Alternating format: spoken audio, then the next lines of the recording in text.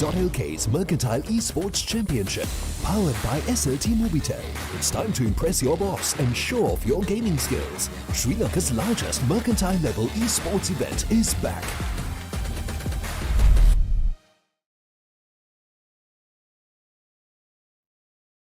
Hello and welcome, ladies and gentlemen. Welcome to the Mercantile Esports Championship 2022, powered by none other than SLT-MOBITEL. And you're joining us live for the Dota 2 Grand Finals, and it's going to be a brawl between the same company. It's GSS taking on GSS in this Grand Finals. And of course, the Grand Finals is a best of 3, and we will have to wait and see how that all comes together. But while we do it, a reminder, guys, SLT-MOBITEL fiber line is the fastest connection in the country, and they have increased their speed from 100 Mbps to 200 Mbps, completely booming your life for the year 2023 at absolutely zero cost from your end. So the fastest connection in the country has got that much faster. And of course, do check out their SLT-MOBITEL esports platform, one of the largest and first telco esports platforms out there. They do have a lot of options. They will be having tournaments. They do have an amazing store which has options for you to buy in-game currency in Sri Lankan rupees. So there is a lot of things that is available. I'm just checking on the status of the lobby, guys. I'm sorry. One sec. I'm not sure. Yeah. But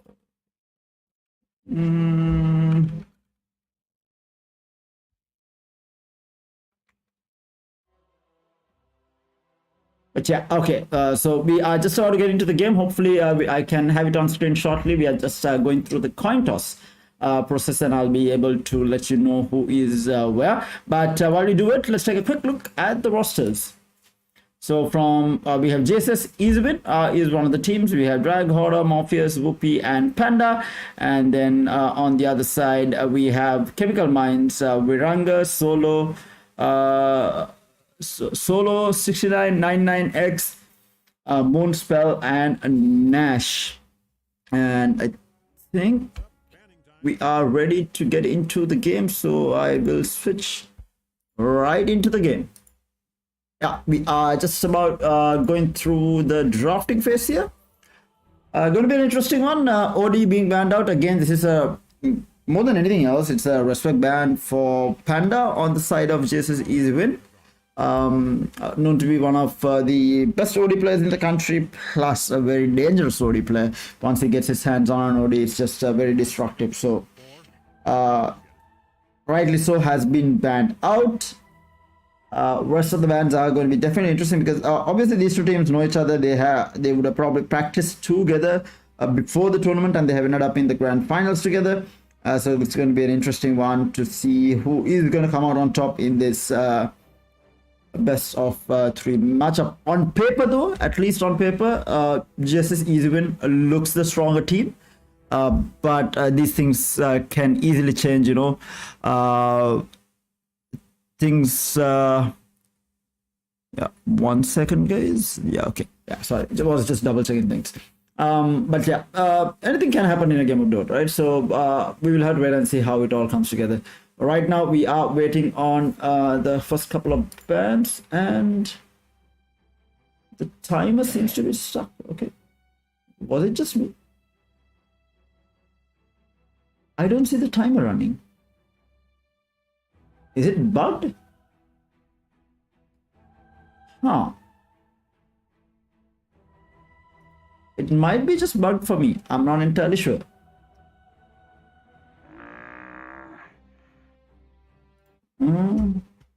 Hopefully it's not just for me and the time is actually running, so I won't know exactly how much time these players actually have, but hopefully the timer is working and they are banning accordingly. But right now we do have the first pick coming through, and it is going to be the Vengeful Spirit, definitely one of the strongest supports in the current patch. We have Easy Win opening up with Aluthge. So position 5. For position 5, most probably Razor has been taken out, one of the stronger carries.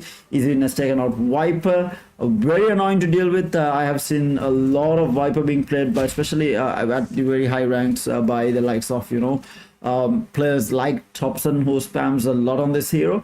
and it's really annoying to deal with once she does get a bit of farm. It's even open to the Tusk Lich, sorry. Very decent combination to start things off. Probably looking at a 4 Tusk here.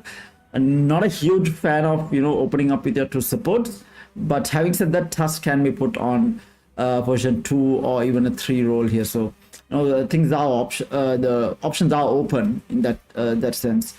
But most probably it is going to be a 4 Tusk, as we did see Zibian play the Tusk as 4 on one occasion at least. So during their semi-final match, we did see them play the Tusk.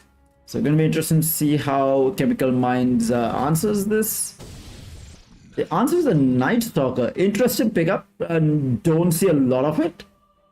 But too early to say how this will work into it. Obviously a very timing based hero. It depends on how much of work you can get done in that first night time. That sets you up for the kind of the rest of the game. Whether you want to farm during the night time, the first night time, or go for those ganks, or, you know, just at least try to kill in the lane, and what is the type of kill potential that they're looking at as well. So there's a lot of things to consider here. But Tusk is not going to be able to easily snowball save someone just because of the AoE silence that is going to come out from the Night Stalker around him. So any hero that he goes on is going to be pretty much dead with the support of the rest of the players. So, but of course, Lich, if it's not the Lich can negate quite a bit of the damage with the Frost Armor. You know, it's a lot of ifs. Too early to call it. They do ban out the Slug. One of my favorites, and I think it's very strong in the patch right now. They take out the Puck and the Visage as well. Visage was a hero that even ran in their second game in the semifinals. Was very dominant with it. Slug, of course, just because it's strong right now. I mean, I feel like this hero is just extremely strong right now. Is able to trade well in the lane. You know, has the ability to go or have your ultimate twice with you know, your actual ult and then the depth shot coming out from your shard as well. For just, you know, 1600 gold is just so broken. They take out the Juggernaut as well. So again, these are heroes that can get out of this Tusk combination, or is not bothered by this Tusk combination, is the would be the correct thing to say. Yeah, yeah. Slug wouldn't be too bothered. The Jug wouldn't be too bothered. The Slug can obviously bounce out of the Ice Shard, and the Jug is just going to, you know, spin and do a lot of damage while even being blocked by the shard. So yeah. Rightly so has been taken out. I'm not a huge fan of the Juggernaut as a carry right now in the meta, but I do see a lot of players playing it. I can't speak to you know, how good the hero is in the meta. I feel like, for me personally, I don't feel that the hero is just strong enough. They do take out the Spec, so a lot of these carries are now off the table. We have the Jug being taken out, the Slug being taken out, the Razor being taken out, the Spec being taken out. There is still, you know, a couple of options here that they can go with. I feel like Drow Ranger is extremely strong right now, but the only worry would be the repositioning that is going to come out from the Vengeful Spirit, and even the ability for the Night Stalker to get under you. So Drow might be a bit of a scary pick also. I really like this pick. I don't know how it got through the first phase. A Pragmatic Beast.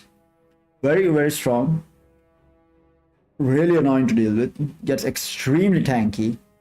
Just ridiculously tanky. Like, by the time you have BKB, you have like, what, 3000 HP or something? So that's crazy. So not a huge fan of that hero being let through.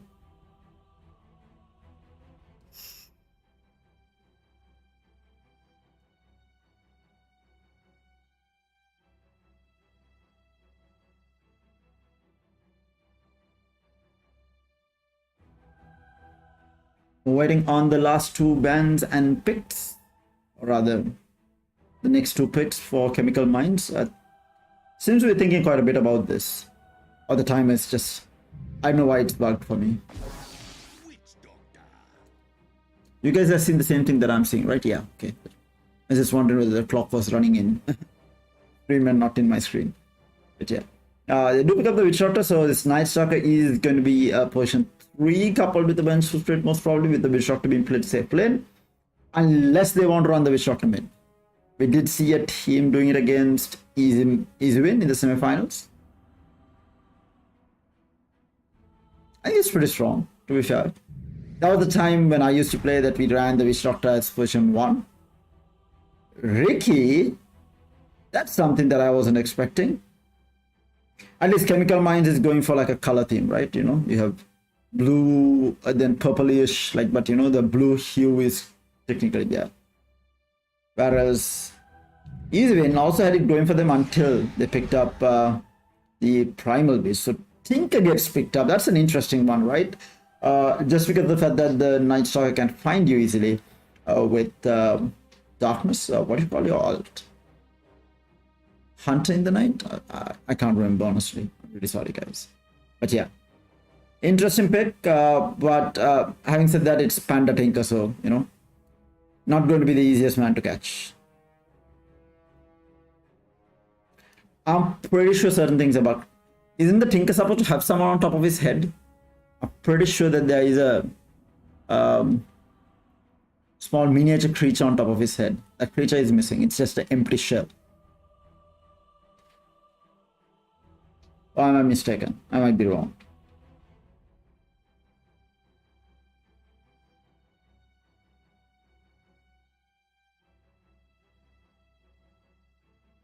They do take out the shooter. So Chemical Minds. This still leaves the draw open. I still feel like it's okay. Whether we're too greedy is going to be the question. They take out Lena now. Another hero who is really strong in the patch right now. I feel like that hero is just absolutely broken.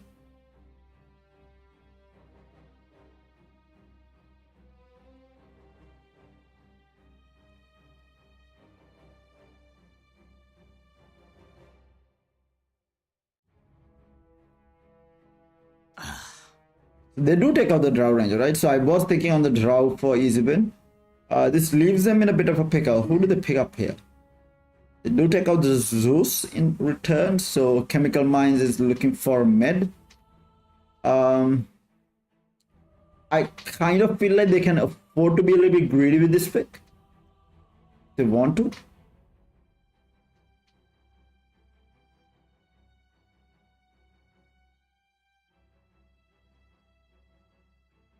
Who is left in the pool here as mid?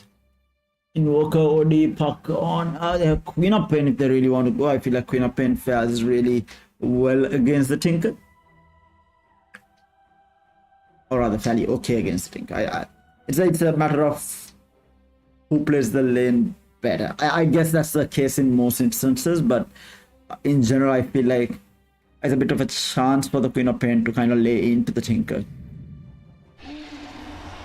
Oh, Straight Breaker. So it's going to be a Witch Doctor mid, maybe? Question mark? Question mark? Definitely wasn't expecting that. Unless the Venge is going mid. Look at the live still. Okay, so this isn't bad, right? I feel like this lineup is pretty good from the side of Easywin. Whereas Chemical Minds is a bit of a... What are they exactly doing with this draft is the question.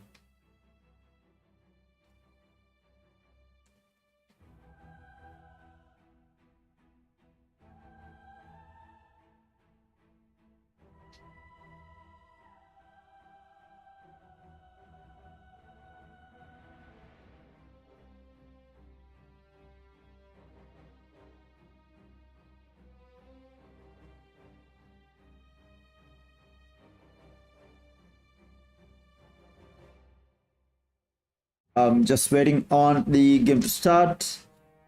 I will introduce the teams one by one once the game does start.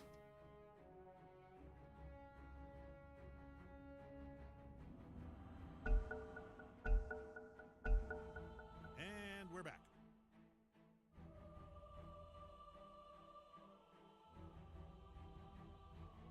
Oh yeah, I think the game was paused, right? I think that's why the... Oh yeah. I think the game was paused and that's why the timer wasn't running. It's a lot more obvious now. Okay, as to what happened.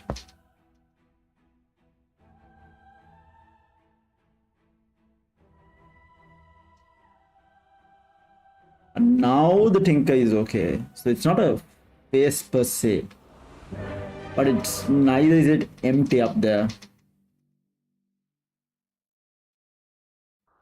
So we have chemical mines on the Radiant side with easy win on the Dire side.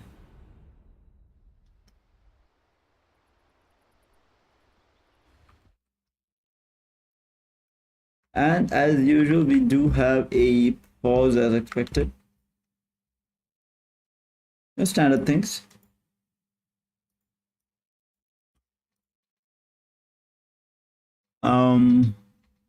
Yeah, I was just wondering whether the left and right hand side was actually correct. So left is the easy win. So let me introduce the teams, right? We have Nash on the Night Stalker, we have Sorry.com on the Ricky, we have 69 on the Vengeful Spirit, we have Soloo on the Witch Doctor, and we have a guy with the Chinese couple of letters playing the Spirit Breaker. Sorry guys, I don't read Chinese.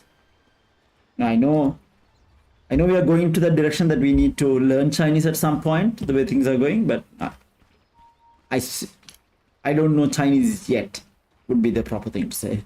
But jokes aside, we have on the Dire side, on the side of Easy Win, we have Panda playing the Tinker, we have the Lifesteal being played by Woophy, and on the bottom side, we have HODOR on the Primal Beast, we have... wait, is this proper Sinhalese? For whatever reason, I cannot read. What's the third letter there? Am I seeing things? Either way, someone is playing the Lich, and we have Morpheus on the Tusk here, waiting to go for the bottom two runes. And yeah, so they are going to be trading 2 runes for 2 here by the looks of it. So runes will be traded with no contest. They do get a jump onto the Lysa, who is going to rage himself out of there.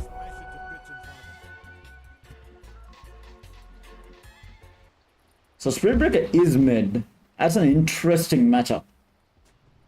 To be fair, it is not too bad, right? Because with your second skill, Bulldoze, right? The laser debuff doesn't stay for as long, and you get that extra movement speed to try and, you know, get under the Tinker. Definitely going to be an interesting one.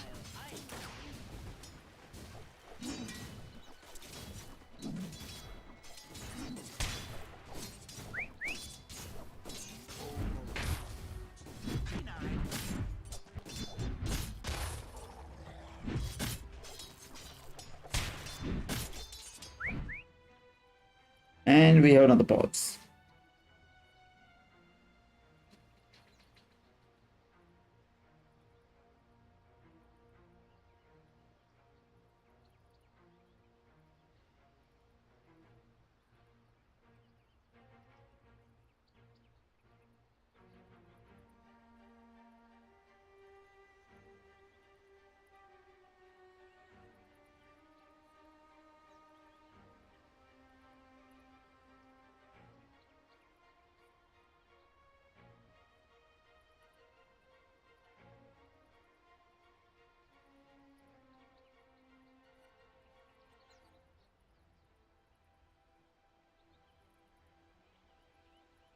I'm not sure what the pause is all about.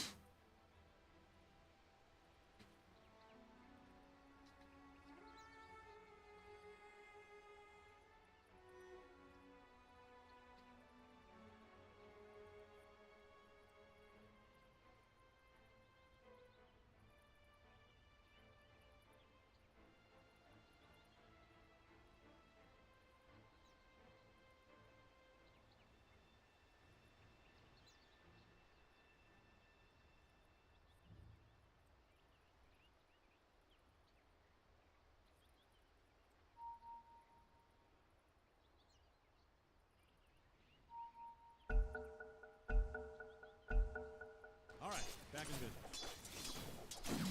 Alright, G is the call with the game starting back up.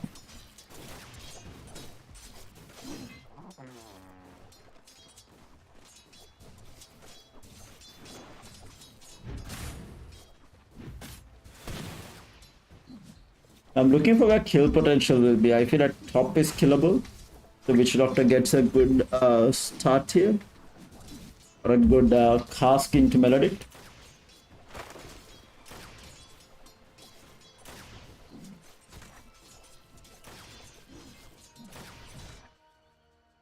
And we have another pause again. I'm not sure what is happening, guys. And immediate resume afterwards. Okay. Let us pauses it again.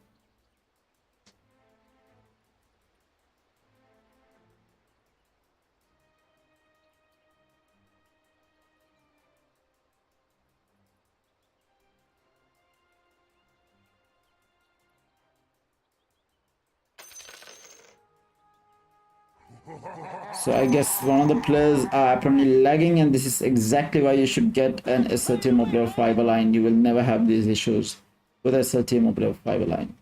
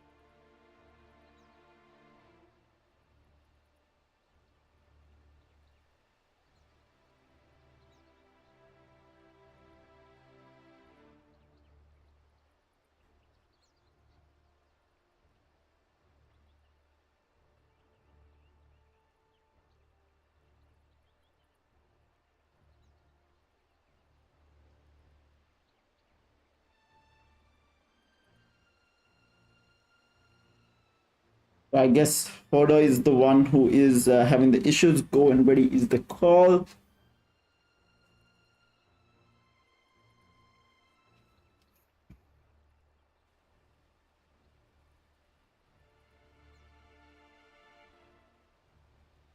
This time around it is wait from Streetbreaker. So, you know, these are standard things. We will always have a pause and a delay. Like a technical issue with one of the players where we would have to pause the game in the middle. That's exactly what has happened.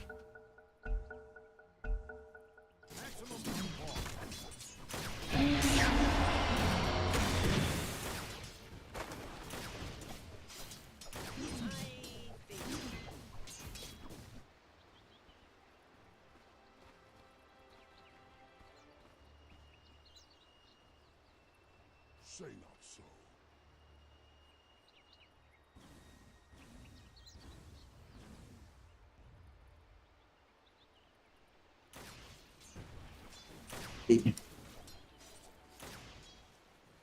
Mid lane, the border room gets picked up. Is a charge onto the Tinker, but there's a lot of creeps and he has to really back up. Fight this. And he's still level 2, so he's not going to have bulldoze.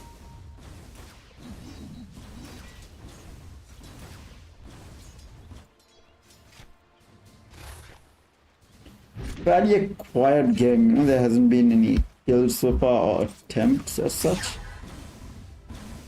Streetbreaker needs to be careful, picks up a bottle for himself.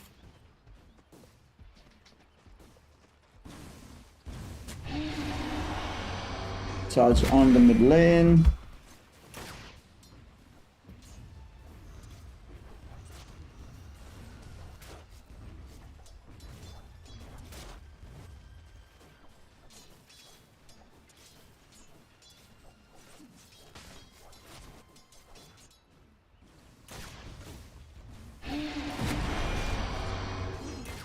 Good timing on the charge. Where is the bulldoze?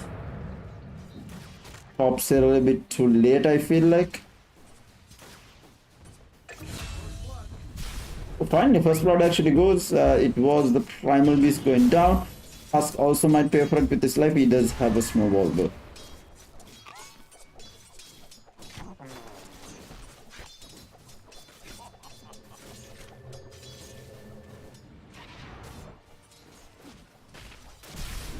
Top lane we might have this witch doctor going down. Rage was not top due to the silence, but a couple of more right clicks here and there. One more right click and he gets taken out, so a bit of a trade there.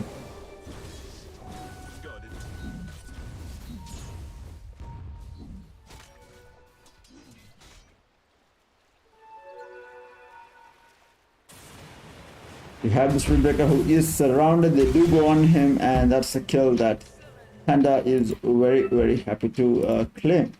Witch Doctor has TP'd, but just a little bit too late in the day, and I don't think she could have done much in terms of saving the Slaughter.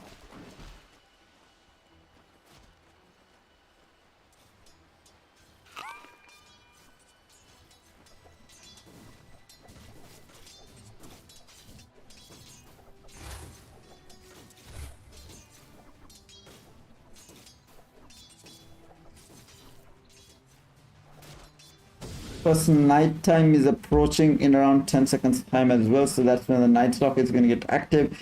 Doesn't have a lot of mana though, so he might probably just farm through the first night time. Bottom lane, the charge is going to be cancelled, but there is a ice wall latch. It is under the tower, so not the easiest to take. Meanwhile, Tusk gets stand up again, and they both snowball out of there by the looks of it. Ricky is trying to chase, but I don't think it's a kill that he can go for. There is another magic missile pulling off, but does not have the mana. Just got the mana.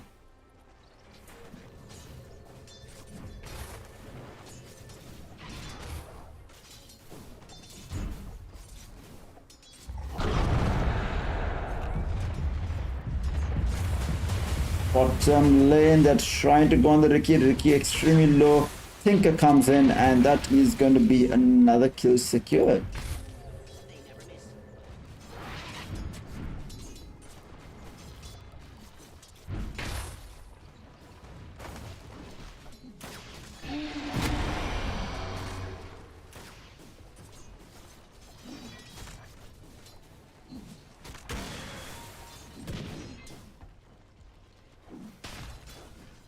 Bit of a pull going here and there, trying to deny the creeper, not really working out too well. They do manage to deny, no, they don't. Trying to maintain the balance, creeper equilibrium here.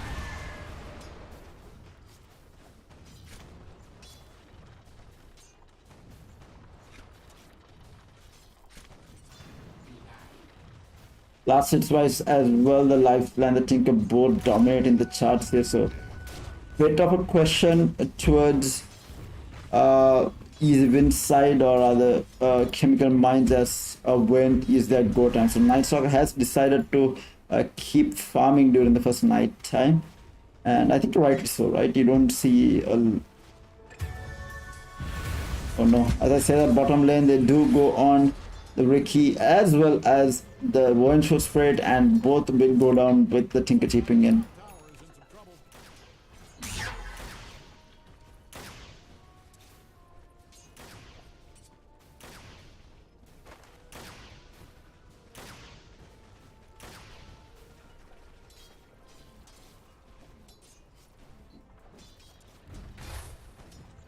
Has been a fairly slow start to the game.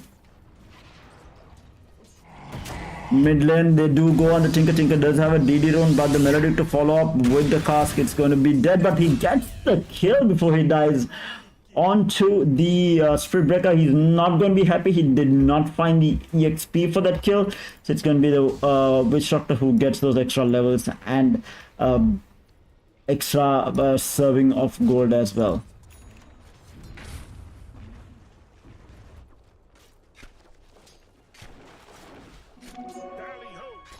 Ooh, his rune picked up. Bottom needs to be careful.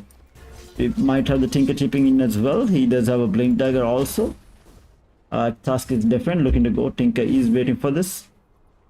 Dyer's middle tower is taking one hell of a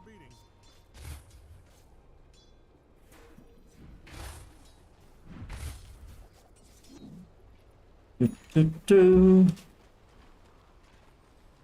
Okay, so nearing the end of the first night time, and Night Stalker has not moved on the lane, and that haste rune on the tusk, not really getting any value for it. Decided to back off for the time being.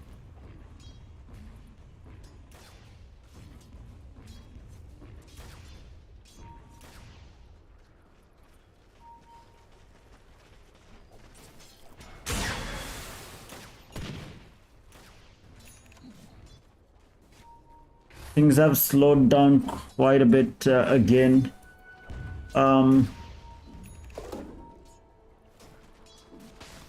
Massive creep. The entire creep will get denied to this. There's a lot of creeps there. A Tusk is rotating towards mid. The Spirit Breaker has maybe a way guided that this is happening. There is a ward. Was he scouted out is the question.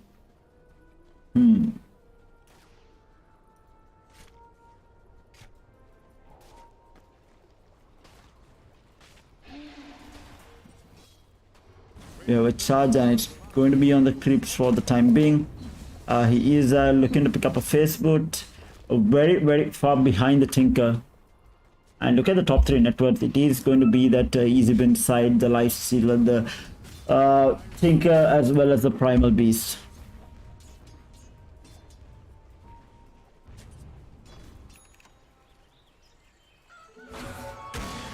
Tinker does not get the illusion rune, and Venge might actually go down the stun to follow up, but the roll-in is going to be there with the ice shard as well, and 69 is no more. If you're in the vicinity of Dyer's top tower, I'd put on a hard hat. That baby is coming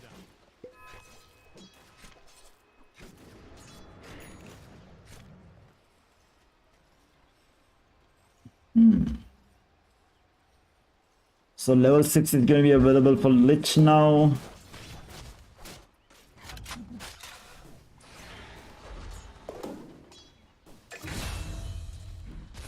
Oh no, as I said that we have a kill on the top lane. Yeah, top lane. They do find Woophy on that life stealer, so some sort of a value.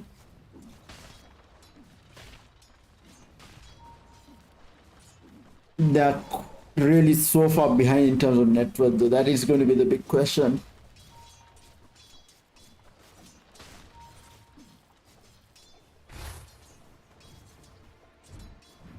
If you're in the vicinity of Dyer's top tower, I'd put on a hard hat.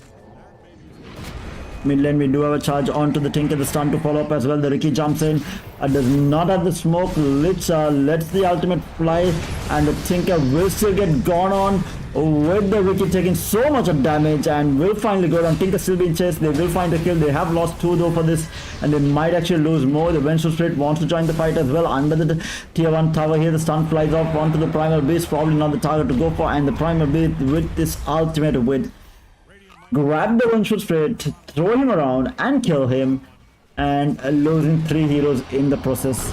There is a charge which is going to get cancelled and make that 4 heroes dead after that engagement just for a Tinker. So definitely not the position that they want to be in.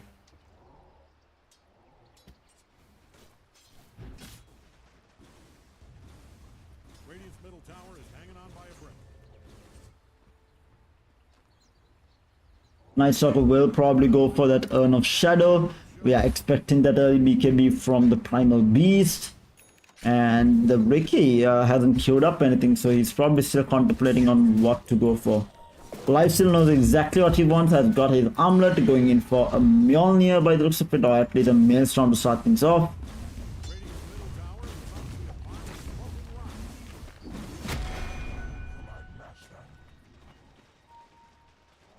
Ooh, Tinker has a Regent rune coupled with a Fairy Trinket.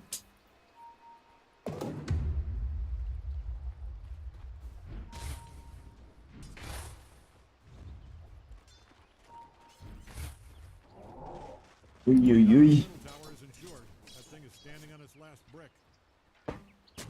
might have the Primal Beast in a little bit of trouble. The stun flies out. The swap is not available. The charge flies out, but he's going to be running through multiple heroes. Witch Doctor lets through the ultimate, finds the primal beast. Is he going to find more though? Not going to be the case. Almost find the lich, but we do have the Venture Spirit coming back in again and getting the magic missile onto the lich. So it's going to be a 1-for-1 trade. The offlaner for the mid lane. I guess just an easy win is going to be happy with that trade.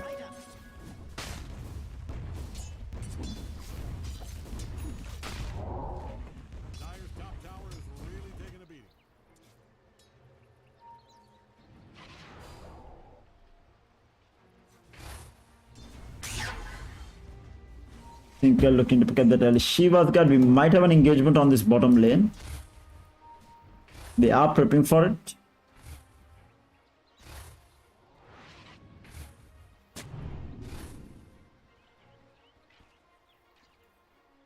Oh no, that's going to be one sad observer, and that sentry is just out of range of both the sentries.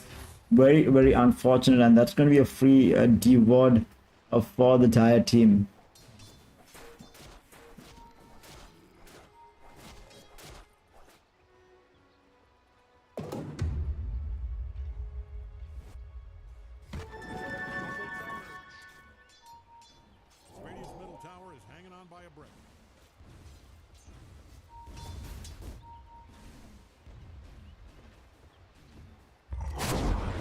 Oh, we have a swap onto the primal beast. It's time to follow up as well. The Witch Doctor comes in. The Melodic is going to be there. The charge to follow through as well. And now the Witch Doctor ultimate not going to last too long. And they will find the Spirit Breaker as well. They will find the Venture Spirit. So that's going to be a 3-for-0 trade now. Triple kill dominating streak for the Tinker. We know. Night Stalker. You know. Second night time has come around as well. And he's just, you know, casually sitting in lane and farming for the time being.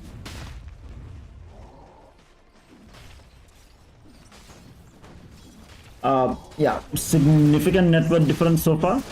Night Stalker trying to fight up against the Lifestealer. Lifestealer not too bothered. Even if he does get low, he knows that there is no way that the Lifestealer can stop him. Self alone.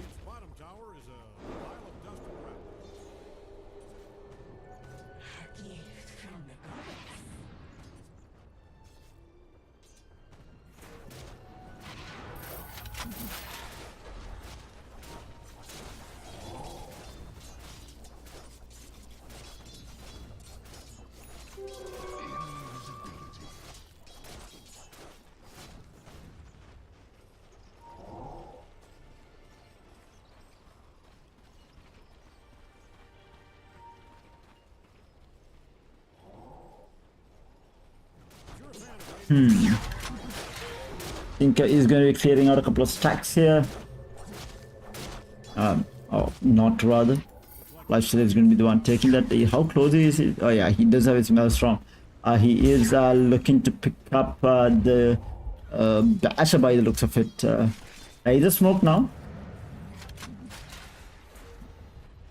Jumps forward, does find the Tinker with the swap and the Spirit Breaker. A lot committed here. The snowball save for the time being not going to be enough as the Tinker will go down, and now multiple heroes in the mid lane here. A brawl it is, and the Spirit Breaker gets lifted up and punched down, but now the Night Stalker joins the fight as well. They will find the Primal Beast and the Lich.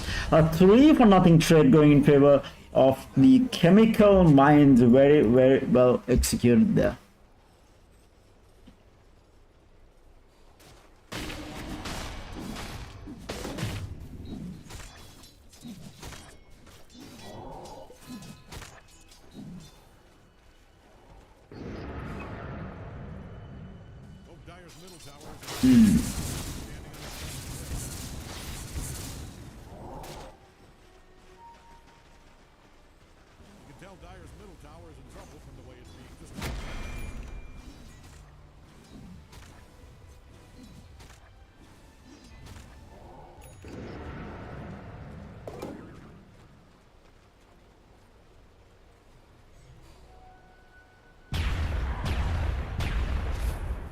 Yeah, both teams are just happy to farm for the time being. No real action or no real push of objectives. It's just the bottom tier one that they took for the entire game. So 80 minutes in, only one tier 1 tower has been taken, which is interesting. Probably due to the fact that they don't have any high ground hitters. Meanwhile, there is a couple of rocket spams going through by Tinker in the middle lane,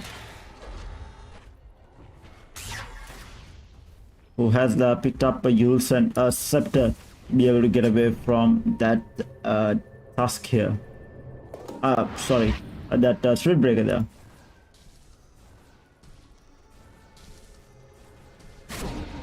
Ooh, swap here onto the Lich. Lich is going to be in a world of hit. They do find the kill. They are looking for more here. The snowball cancelling it for the time being. Lifestealer laying into the Night Stalker even with nighttime and the heal to come through, doing so much of damage. And in the end, it's going to be a 1-for-1 here. A Primal Beast with the charge going on to the Night Stalker here. Night Stalker gets lasered up, a couple of more hits. Spirit Breaker charging in. The Witch Doctor with the ultimate is going to be enough. They might actually find the Tinker once she does come out of the snowball. But yeah, Tinker will finally go down there. So a 2-for-2. I'm losing track now. They're still chasing here. The Lifestealer almost going on to the Night Stalker. That's throwing a bit of HP, and the Venge is going to be the one left alone and paying the price for it. I think they got a little bit too greedy there.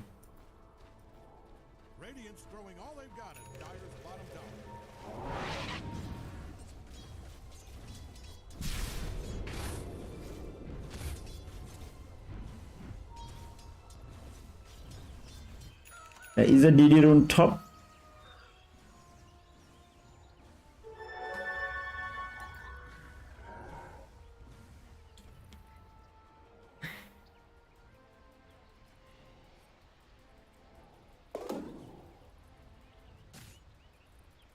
Top lane needs to be careful a bit. The charger is going to come through. He's going to get lifted up and smacked down by the Primal Beast and Tinker together. So the global presence is real. They need to be careful of it. Cannot get caught out alone, especially with the Tinker just waiting to pounce on and add to the number. So he has gone for a Yule Scepter instead of the traditional Shivas to start things off, which I think might be the right option here. It's just he seems to be getting gone in the fight, and to be able to cancel that initial charge is going to be very key for the Tinker to be able to keep surviving here.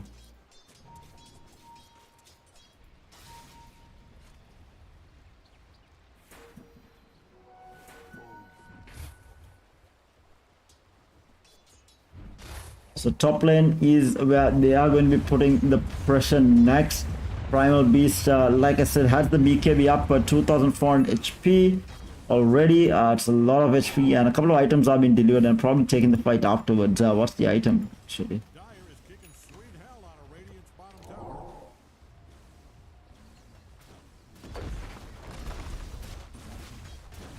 So they will claim the last E1 towers.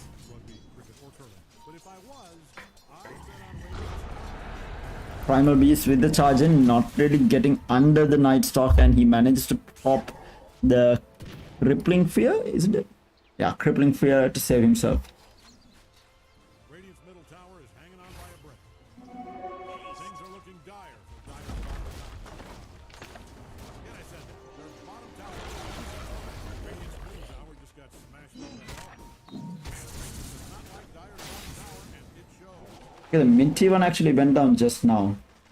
So the Radiant team has no objectives. It's an 8,000 net worth lead going in favor of easy win right now.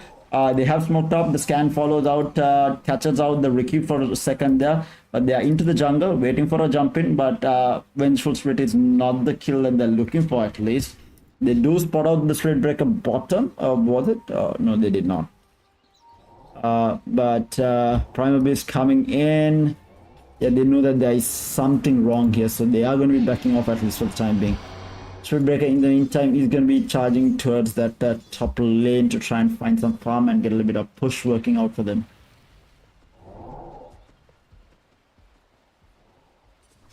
He's gone for a Midas, interestingly enough. So they're looking to drag this late and make sure that this Midas pays off. Hopefully works out for them.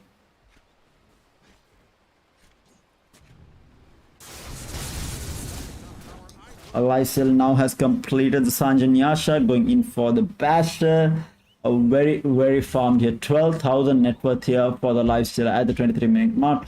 Tinker following close behind with 10,000. We do have a brawl on the top lane. Tinker gets caught out and he will get gone on. The Lifestealer now joins the fight here, trying to go after the Ricky. Gets dusted up. He does have a TP if he wants to use it, but the Primal Beast comes through and a blink out by the Ricky to keep things alive. And Witch Doctor with that ultimate trying to go on to the Lich here. They will find the Ricky and they're looking for the Witch Doctor as well, and they will find it.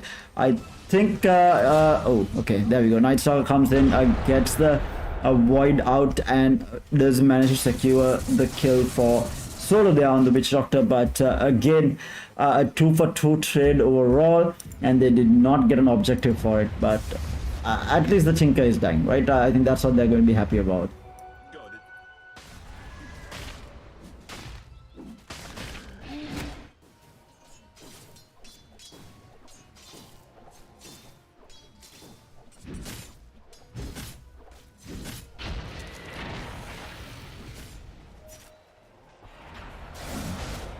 We do have Roshan being taken right now, and no real contest coming out from the Radiant side. It's basically going to be a free Roshan right now.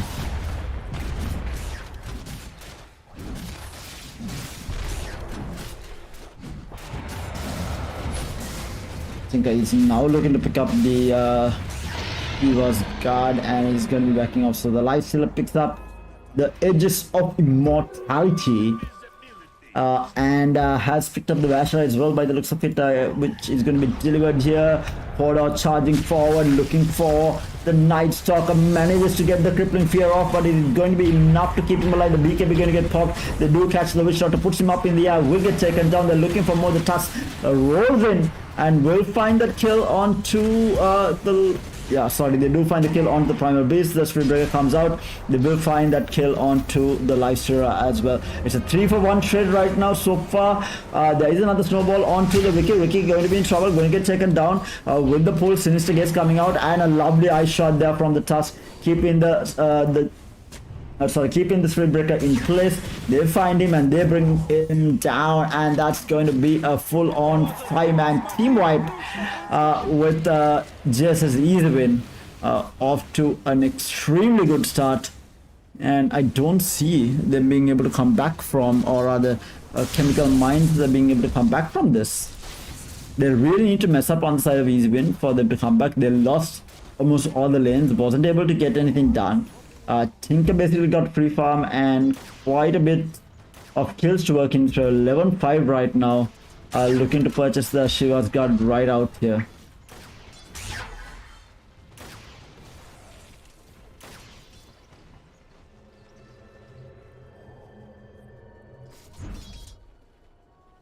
Look at the amount of sentries on the map, Jesus.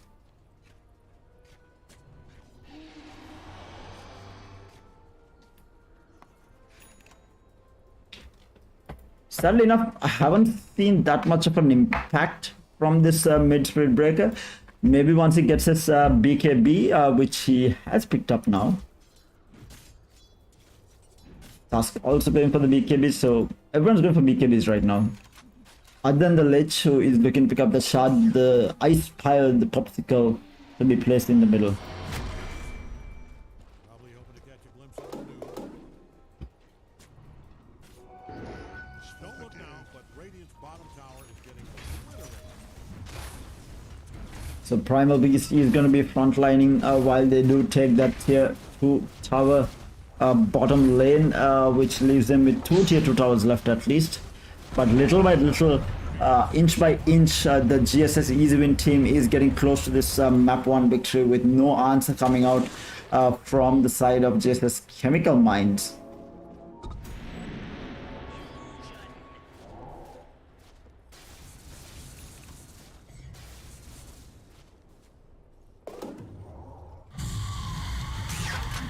Tinker needs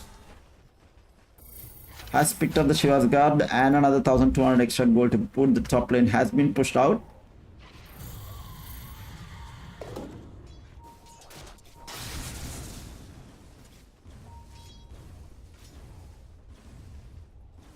Radiant's middle tower is hanging on by a brick.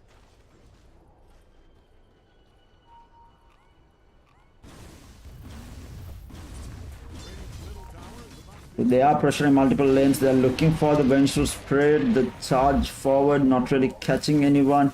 Spirit breaker charge was seen. They're looking for this kill, but he is going to be cheaping out and getting out of dodge. They will lose that tier 1 top finally. That's the first tower going in favor of GSS chemical mines side.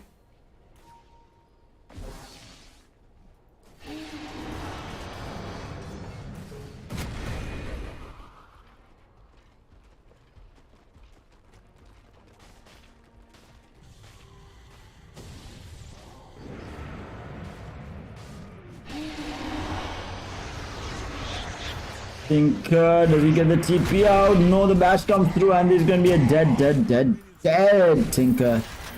One more right click and the Bricky finds it, giving away quite a bit of gold. But still not enough to bring the deficit back. In the meantime, they will lose that here to tower top as well. So distraction, leaving just one tier to tower up. I think they're waiting for the next Roshan time to try and end things, I feel like.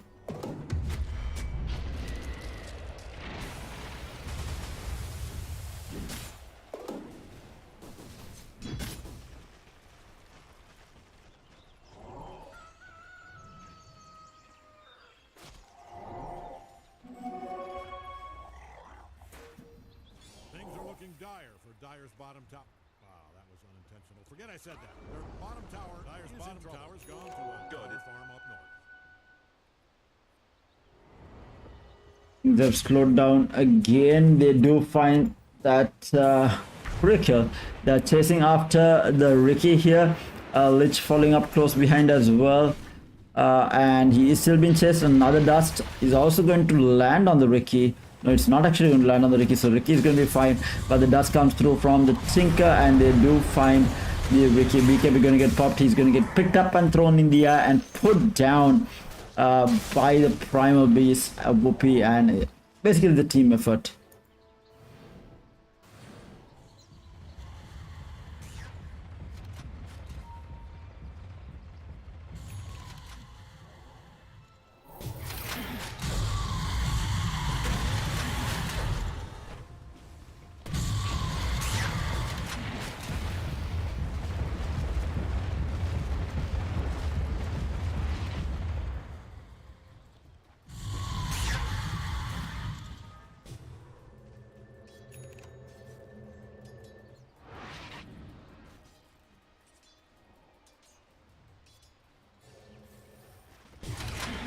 But looking to claim the last outer tower in the mid lane. The glyph is going to get used for the time being to delay things, but I feel like it is inevitable at this point.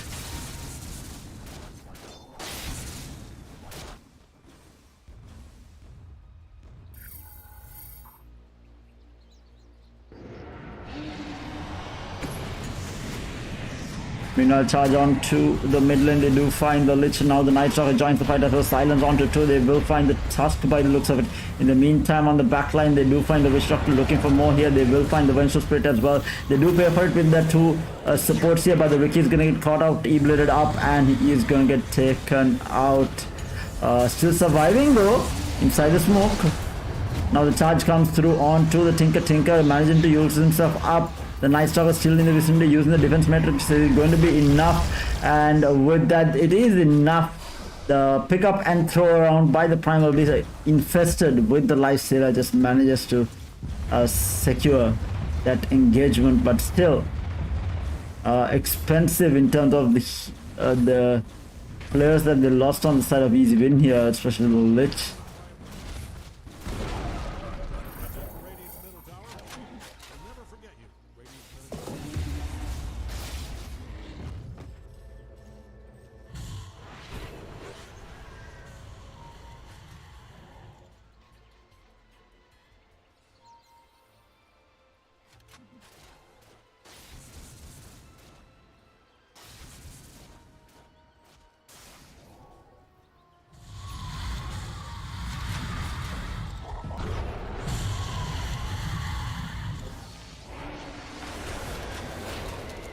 There's a charge onto the Tinker. They're trying to take this fight. The BKB is going to get popped. In the meantime, Vengeful Spirit is going to get taken out by the Lifestealer, and the Lich is going to pay for it as well. And now they're looking for more. The Bash first hit coming out, and the Tinker immediately disappears. The Wish Shot ultimate is going to be used, and Primal Beast might actually die here, but no, he does not. With the 1-2 punch coming out from the Tusk ultimate, they are looking for more. The hand. The Spirit Breaker trying to run away, but the Primal Beast is going to be there to try and slow things down. The shard to follow up, a lovely shard, and HODOR picks up the kill on the on the Spirit Breaker there. So now they are looking to go high ground with this. The spams are just going to come through from the Tinker until this tower is taken out. Everyone on the side of Chemical Mines does surrender.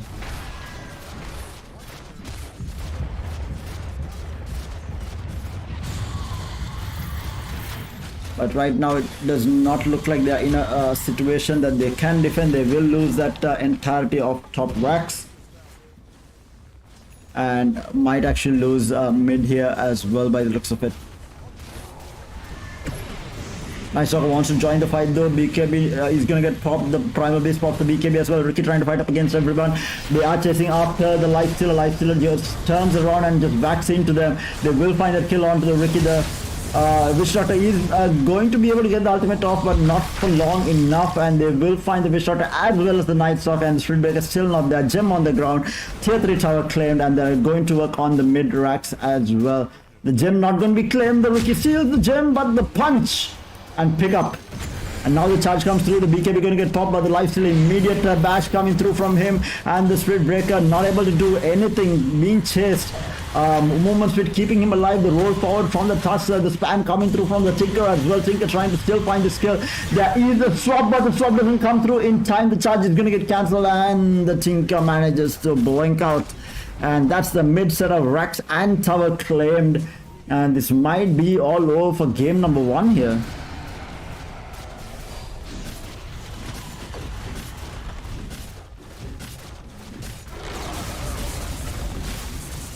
And they do claim the last tier 3 tower. Tinker still spamming away, not too bothered by this Spirit Breaker. And they will claim the last set of racks. It is mega creeps at 36 minutes. And I feel like the Radiant team really did not have a chance here. Chemical Mines here did not have a chance from the get-go. They went for an unorthodox draft. But it has not worked out for them.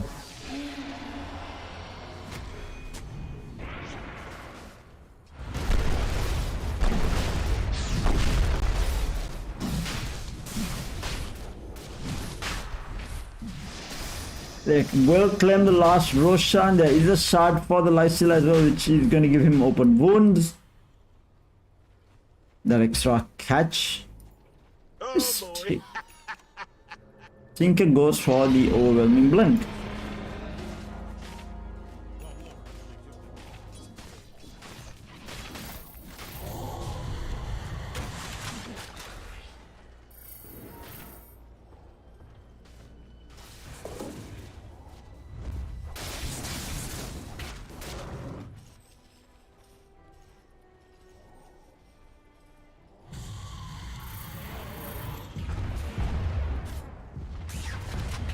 I think this is the final hurrah for the Radiant team here.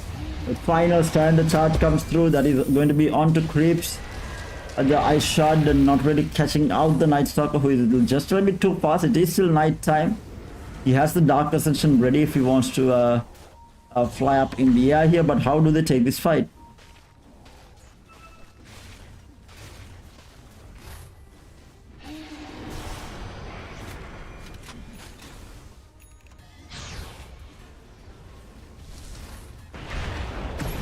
Oh, they do catch out the Lotus, going to stun the lifesteal up as well. The lovely wish shot ult comes through, but it's not going to be enough. Primal Beast pops the ultimate, grabs the Ricky up, throws him up in the air. The swap back as well. Lifestealer will lose his first life. No, he does not. He manages to infest up.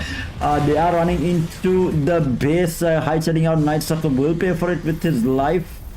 At the end of the day, they didn't only lose the Aegis, and now the Night Stalker picks up. The Windshield Spirit still looking for more. The buyback comes through from the Night Stalker, trying to fight up against this. It's really not working out, and now the ultimate with the Spire going to be used, bouncing across, and there's so much of damage. And the Tinker with the Rocket Spam from behind as well finds the double, looking for more. They will lose the Primal Beast. The buyback is going to get utilized by the Spirit Breaker, and that is it, ladies and gentlemen. That is going to be the entire team, which is going to claim that victory for GSS in game number 1. But mind you guys, this is just game number 1. We have this is the best of 3 series, so we do have a minimum of another game left.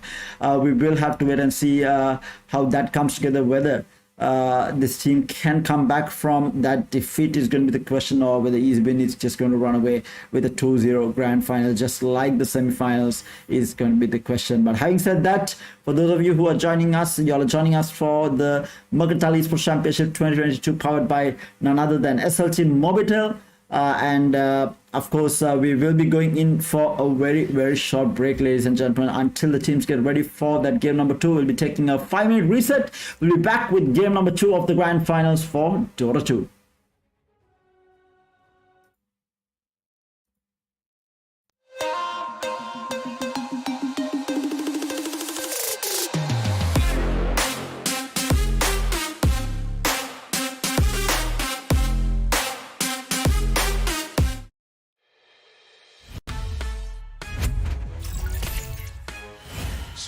දැන් ෆයිබරොන් life එකම ශකබුම් කරන අද්විතීය 200 Mbps speed එකකින් ශ්‍රී ලංකාවේ වේගවත්ම සහ පුළුල්තම home broadband සම්බන්ධතාවය වන SLT-MOBITEL දේශයේ fibre බලවේගය සමගින් ඔබත් අත්විඳින්න.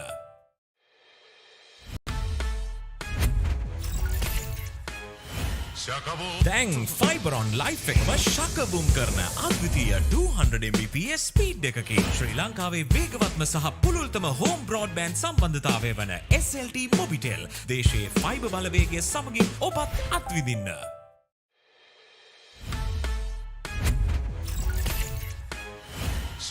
දැන් ෆයිබරොන් ලයිෆ් එකම ශකබුම් කරන අද්විතීය 200 Mbps ස්පීඩ් එකකින් ශ්‍රී ලංකාවේ වේගවත්ම සහ පුළුල්තම හෝම් බ්‍රෝඩ්බෑන්ඩ් සම්බන්ධතාවය වන SLT-MOBITEL දේශයේ ෆයිබර් බලවේගය සමගින් ඔබත් අත්විඳින්න.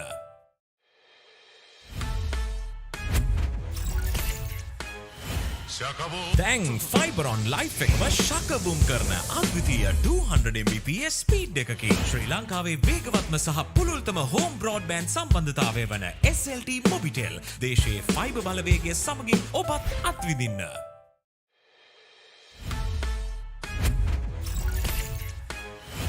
දැන් ෆයිබරොන් ලයිෆ් එකම ශකබුම් කරන අද්විතීය 200 Mbps ස්පීඩ් එකකින් ශ්‍රී ලංකාවේ වේගවත්ම සහ පුළුල්තම හෝම් බ්‍රෝඩ්බෑන්ඩ් සම්බන්ධතාවය වන SLT-MOBITEL දේශයේ ෆයිබර් බලවේගය සමගින් ඔබත් අත්විඳින්න.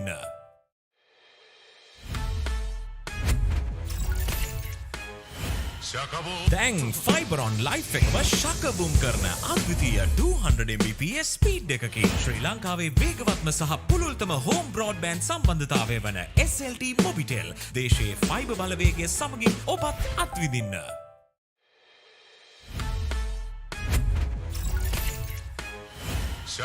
දැන් ෆයිබරොන් ලයිෆ් එකම ශකබුම් කරන අද්විතීය 200 Mbps ස්පීඩ් එකකින් ශ්‍රී ලංකාවේ වේගවත්ම සහ පුළුල්තම හෝම් බ්‍රෝඩ්බෑන්ඩ් සම්බන්ධතාවය වන SLT-MOBITEL දේශයේ ෆයිබර් බලවේගය සමගින් ඔබත් අත්විඳින්න.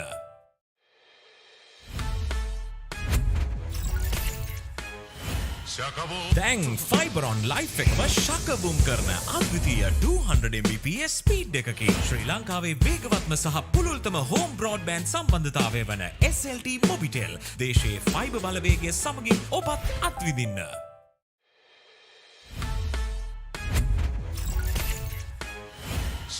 දැන් ෆයිබර් ඔන් ලයිෆ් එකම ශකබුම් කරන අද්විතීය 200 Mbps ස්පීඩ් එකකින් ශ්‍රී ලංකාවේ වේගවත්ම සහ පුළුල්තම හෝම් බ්‍රෝඩ්බෑන්ඩ් සම්බන්ධතාවය වන SLT-MOBITEL දේශීය ෆයිබර් බලවේගය සමගින් ඔබත් අත්විඳින්න.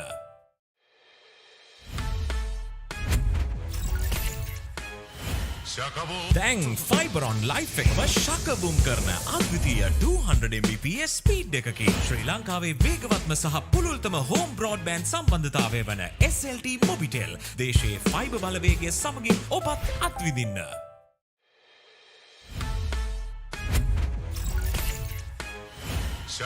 දැන් ෆයිබර් ඔන් ලයිෆ් එකම ශකබුම් කරන අද්විතීය 200 Mbps ස්පීඩ් එකකින් ශ්‍රී ලංකාවේ වේගවත්ම සහ පුළුල්තම හෝම් බ්‍රෝඩ්බෑන්ඩ් සම්බන්ධතාවය වන SLT-MOBITEL දේශීය ෆයිබර් බලවේගය සමගින් ඔබත් අත්විඳින්න.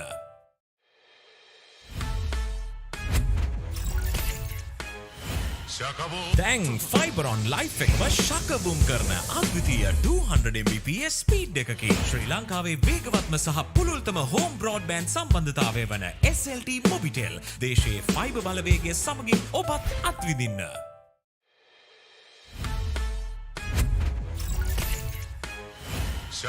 දැන් ෆයිබර් ඔන් ලයිෆ් එකම ශකබුම් කරන අද්විතීය 200 Mbps ස්පීඩ් එකකින් ශ්‍රී ලංකාවේ වේගවත්ම සහ පුළුල්තම හෝම් බ්‍රෝඩ්බෑන්ඩ් සම්බන්ධතාවය වන SLT-MOBITEL දේශීය ෆයිබර් බලවේගය සමගින් ඔබත් අත්විඳින්න.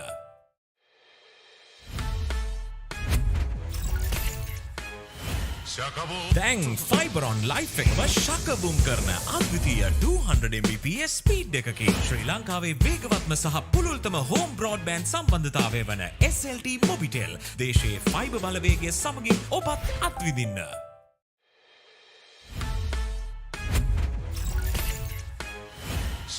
දැන් ෆයිබර් ඔන් ලයිෆ් එකම ශකබුම් කරන අද්විතීය 200 Mbps ස්පීඩ් එකකින් ශ්‍රී ලංකාවේ වේගවත්ම සහ පුළුල්තම හෝම් බ්‍රෝඩ්බෑන්ඩ් සම්බන්ධතාවය වන SLT-MOBITEL දේශීය ෆයිබර් බලවේගය සමගින් ඔබත් අත්විඳින්න.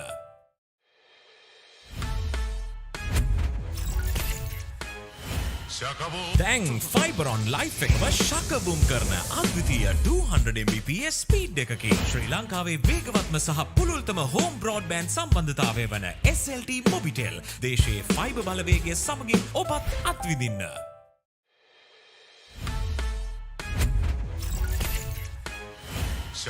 දැන් ෆයිබර් ඔන් ලයිෆ් එකම ශකබුම් කරන අද්විතීය 200 Mbps ස්පීඩ් එකකින් ශ්‍රී ලංකාවේ වේගවත්ම සහ පුළුල්තම හෝම් බ්‍රෝඩ්බෑන්ඩ් සම්බන්ධතාවය වන SLT-MOBITEL දේශීය ෆයිබර් බලවේගය සමගින් ඔබත් අත්විඳින්න.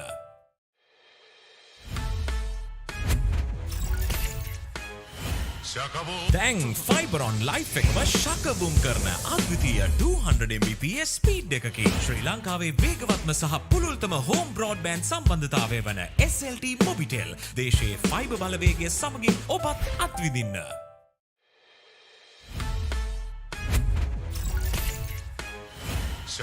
දැන් ෆයිබර් ඔන් ලයිෆ් එකම ශකබුම් කරන අද්විතීය 200 Mbps ස්පීඩ් එකකින් ශ්‍රී ලංකාවේ වේගවත්ම සහ පුළුල්තම හෝම් බ්‍රෝඩ්බෑන්ඩ් සම්බන්ධතාවය වන SLT-MOBITEL දේශීය ෆයිබර් බලවේගය සමගින් ඔබත් අත්විඳින්න.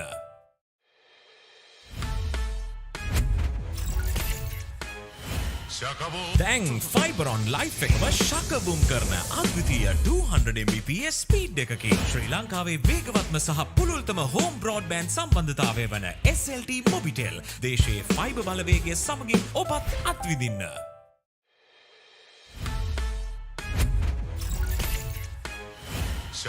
දැන් ෆයිබර් ඔන් ලයිෆ් එකම ශකබුම් කරන අද්විතීය 200 Mbps ස්පීඩ් එකකින් ශ්‍රී ලංකාවේ වේගවත්ම සහ පුළුල්තම හෝම් බ්‍රෝඩ්බෑන්ඩ් සම්බන්ධතාවය වන SLT-MOBITEL දේශීය ෆයිබර් බලවේගය සමගින් ඔබත් අත්විඳින්න.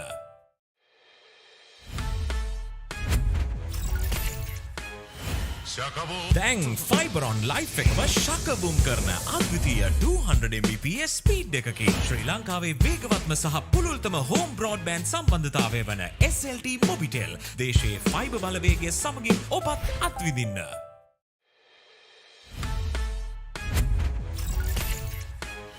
දැන් ෆයිබර් ඔන් ලයිෆ් එකම ශකබුම් කරන අද්විතීය 200 Mbps ස්පීඩ් එකකින් ශ්‍රී ලංකාවේ වේගවත්ම සහ පුළුල්තම හෝම් බ්‍රෝඩ්බෑන්ඩ් සම්බන්ධතාවය වන SLT-MOBITEL දේශයේ ෆයිබර් බලවේගය සමගින් ඔබත් අත්විඳින්න.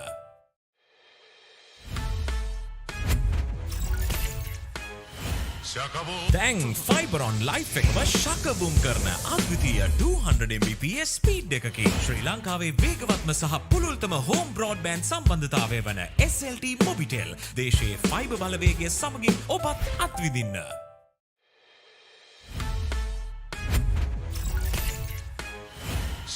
දැන් ෆයිබර් ඔන් ලයිෆ් එකම ශකබුම් කරන අද්විතීය 200 Mbps ස්පීඩ් එකකින් ශ්‍රී ලංකාවේ වේගවත්ම සහ පුළුල්තම හෝම් බ්‍රෝඩ්බෑන්ඩ් සම්බන්ධතාවය වන SLT-MOBITEL දේශයේ ෆයිබර් බලවේගය සමගින් ඔබත් අත්විඳින්න.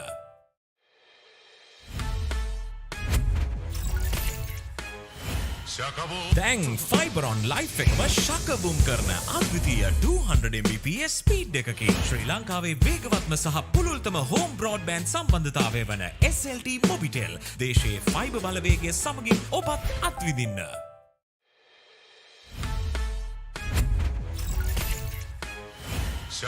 දැන් ෆයිබර් ඔන් ලයිෆ් එකම ශකබුම් කරන අද්විතීය 200 Mbps ස්පීඩ් එකකින් ශ්‍රී ලංකාවේ වේගවත්ම සහ පුළුල්තම හෝම් බ්‍රෝඩ්බෑන්ඩ් සම්බන්ධතාවය වන SLT-MOBITEL දේශයේ ෆයිබර් බලවේගය සමගින් ඔබත් අත්විඳින්න.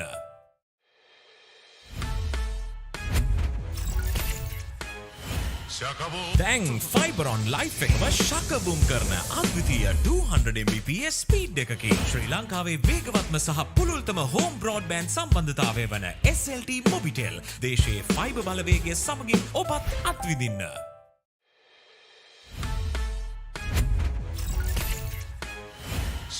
දැන් ෆයිබර් ඔන් ලයිෆ් එකම ශකබුම් කරන අද්විතීය 200 Mbps ස්පීඩ් එකකින් ශ්‍රී ලංකාවේ වේගවත්ම සහ පුළුල්තම home Gamer.LK's Mercantile Esports Championship, powered by SLT-MOBITEL. It's time to impress your boss and show off your gaming skills. Sri Lanka's largest mercantile level esports event is back.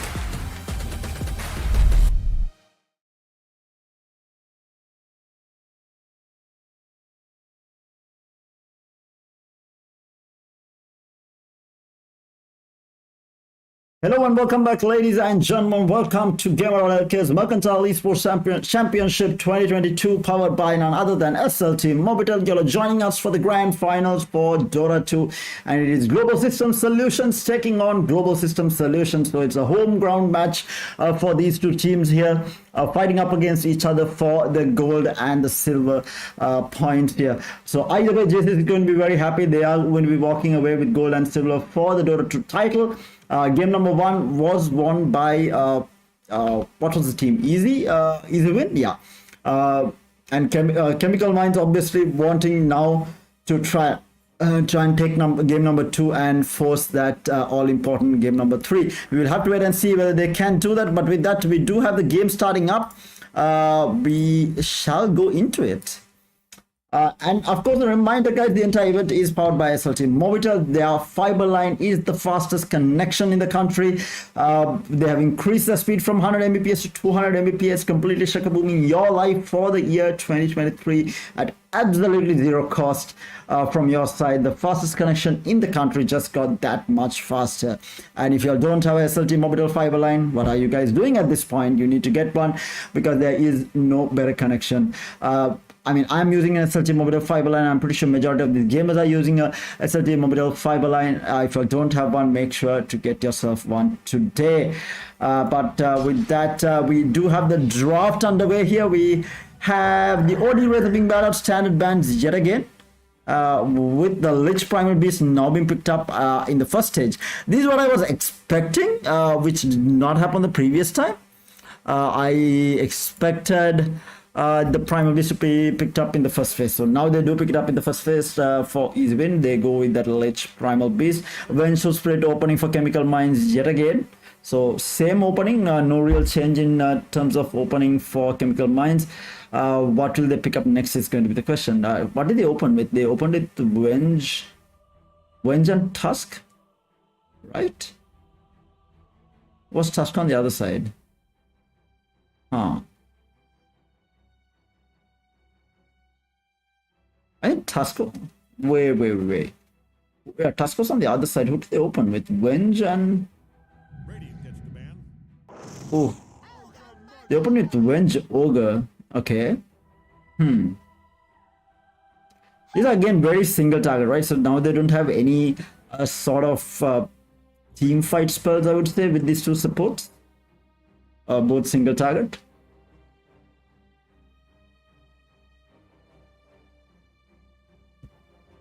Unless you count the multicast Ignite, which is not a stun per se or a disable of any sort. 10 seconds. They do ban out the Slug and the Puck. Again, pretty much similar. Dire gets the ban. Similar bans coming through. Zoo's been taken out early here.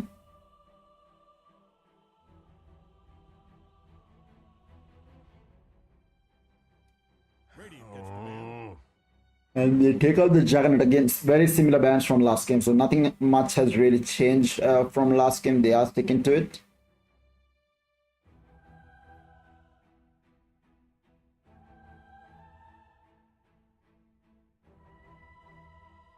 Seconds. 5 seconds.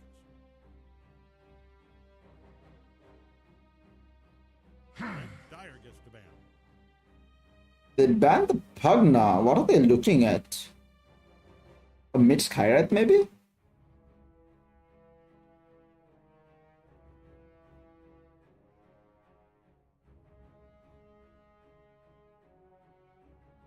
Seconds. 5 seconds.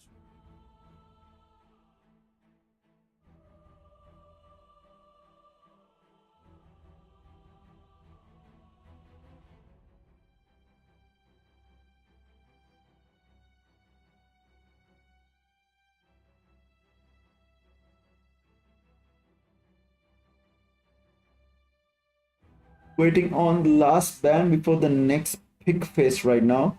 They seem to be thinking about it. I think they are also wondering what this Pugna ban means. But of course, Panda loves to play the Pugna as well, so it might be just because of that. They take out the anti-mage, so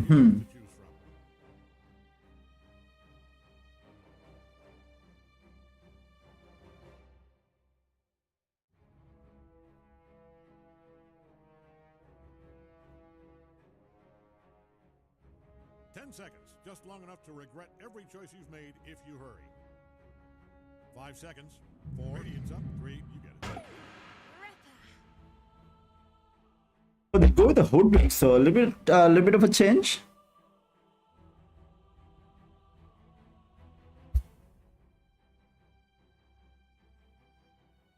Radiant knows just who to And the answer is gonna be a Mars. Okay, so there you have it. That's going to be their team fight. And the offlaner.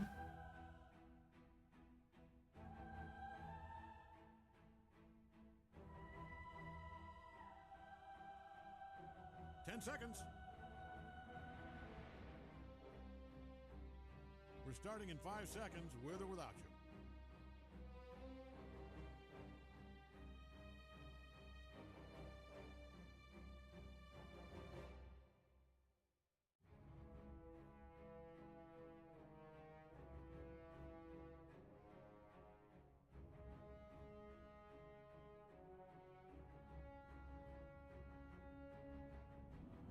What is going to be the answer to this is going to be the question now.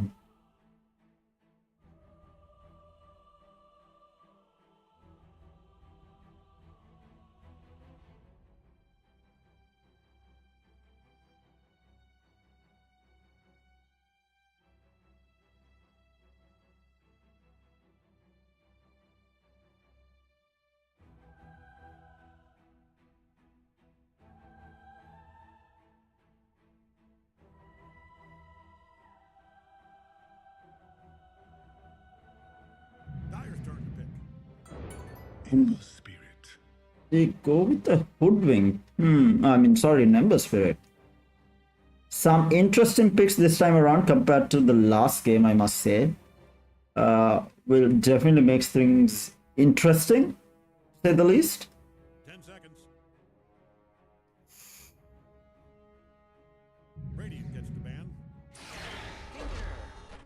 And they go with the Tinker yet again. So the Tinker has been let through and the Tinker has been picked up again. And they're definitely not worried with the Pugna and the Zeus being banned out for them. Dire gets the ban. Makes things easier for them to pick it up. Radiant's up. Banning time.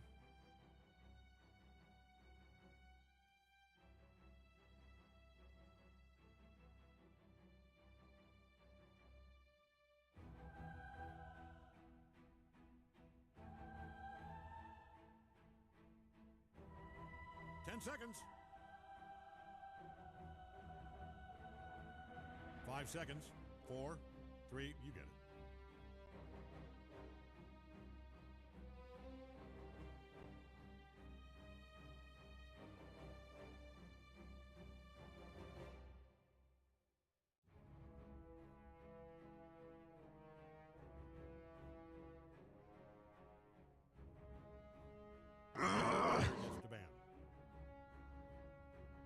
They do ban out the Spectre. Lifesteal has been taken out. The Void has been taken out. I don't think Void either way would have been that good. I guess it gives some catch for the Ember.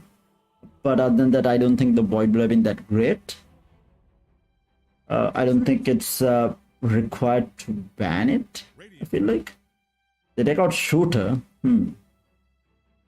So right now, Easy Win requires a carry and they did ban a lot of the carries. Who do they have? They themselves have banned out 5 different carries, and on the other side we have 1, 2, 3, 4 different carries if you consider the OD as well. 6 different carries on the side of Easy Win if you consider the Viper also. So a lot of these core heroes being banned out more than anything else.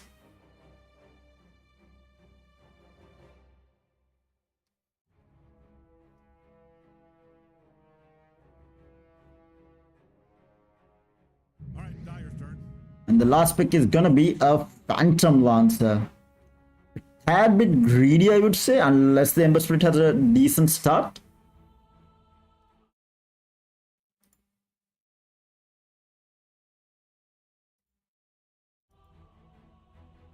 Seconds.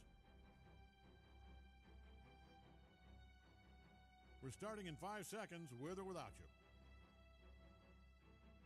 Waiting on. The last pick has 1 minute and 30 seconds left to go for this decision.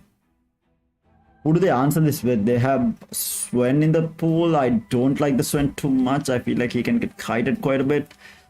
They have Clinks. I like Clinks.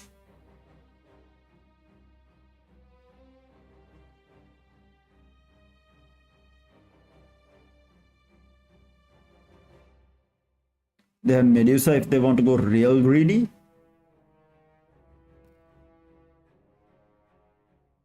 Who else do they have? They have Gyro, who is decent against PL, and I feel like overall is okay. But Gyro as a core is a bit iffy now.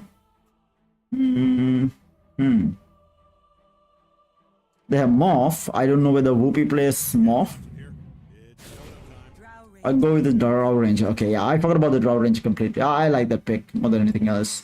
It gives that early fight and does give them a way to deal with the PL as well. And I definitely prefer the draft coming out from Easy Win. Yeah, I think I prefer it, right? Yeah, I prefer the draft coming out from Easy Win here more than anything else. We'll have to wait and see whether Chemical Minds can pull off a blinder here and force at game number 3. We'll have to wait and see.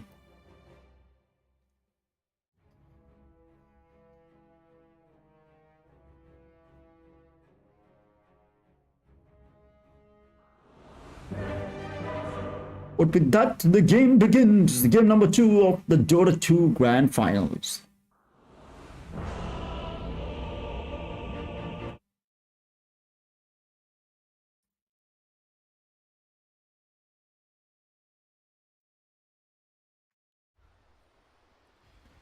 And here we go. We have Chemical Rage on the Radiant side, Nash on the Mars. We have 69 on the Vengeful Spirit. We have the Ember Spirit being played by sorry.com. Soloo on the Ogre and the PL in the name that I cannot spell out. And then on the Dire side, we have easy win, Panda on that Tinker. We have Vasanta on the Lich, I'm not entirely sure. HODOR on the Primal Beast. We have Morpheus on the Hoodwink, and the Drought being played by Woophy here. And it looks like they want to try and contest this top rune. And we have a disconnect.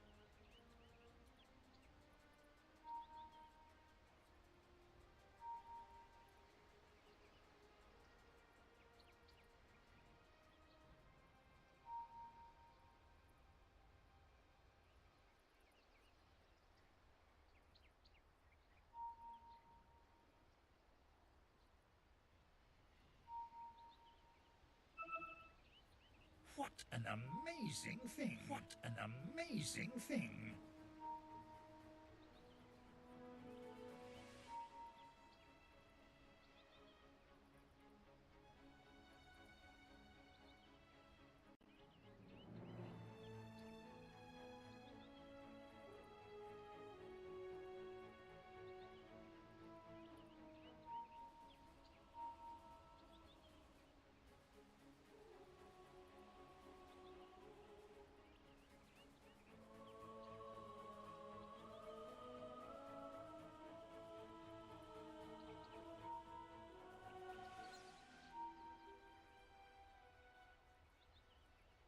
So we have the Ogre reconnecting back. Hopefully we can get the game started.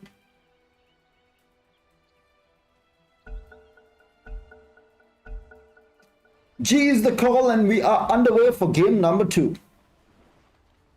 In before it's paused again. Unlikely. Hopefully not.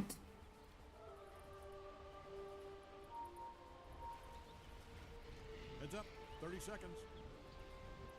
I wrote up a little pep talk, just your standard inspirational, incredibly powerful and moving speech. Greg was sobbing like a baby when he heard it. It's longer than 30 seconds though, so I'll skip it.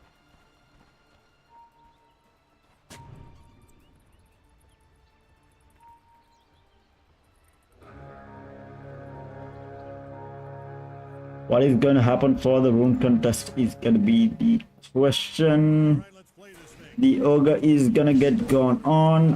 The stun is not the one that the Bushwhack is not what the Morpheus has picked up, but instead the Acorn shot. In the meantime, the Lich will die to the Mars Venge and the Ember Spirit.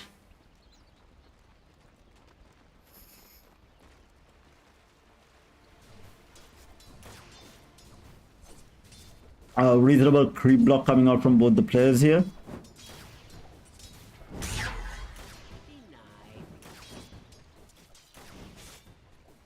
You are too slow.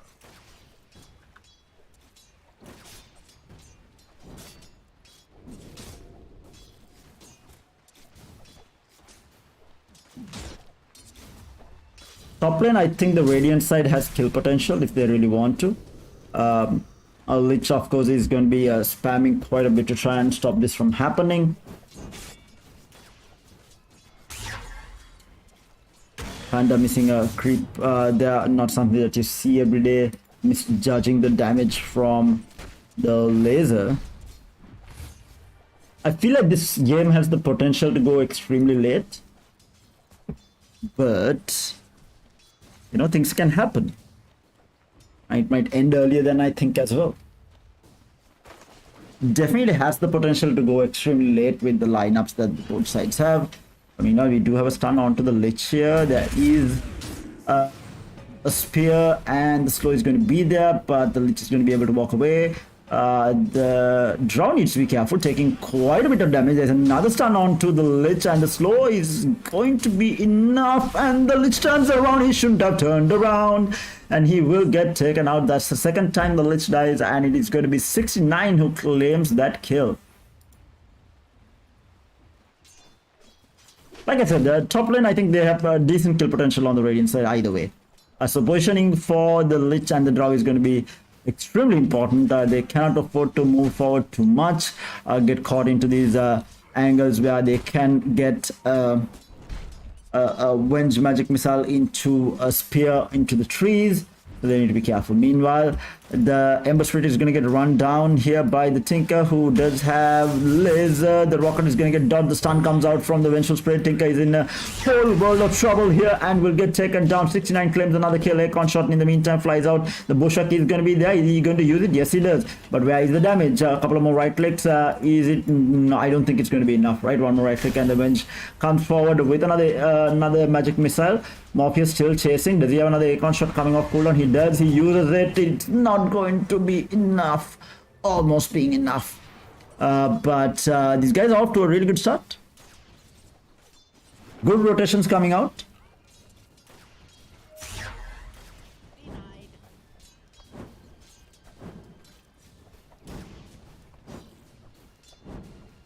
Sorry.com needs to be careful though. Panda has put him in the kill range.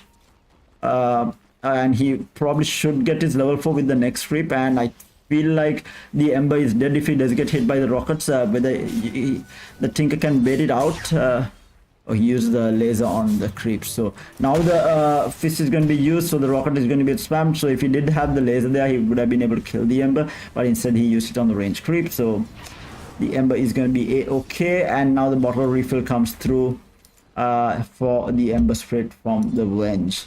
In the meantime, Mars has been left to his own devices on the top lane, already up to level 4. Going to be very happy. Right now, off to a solid start.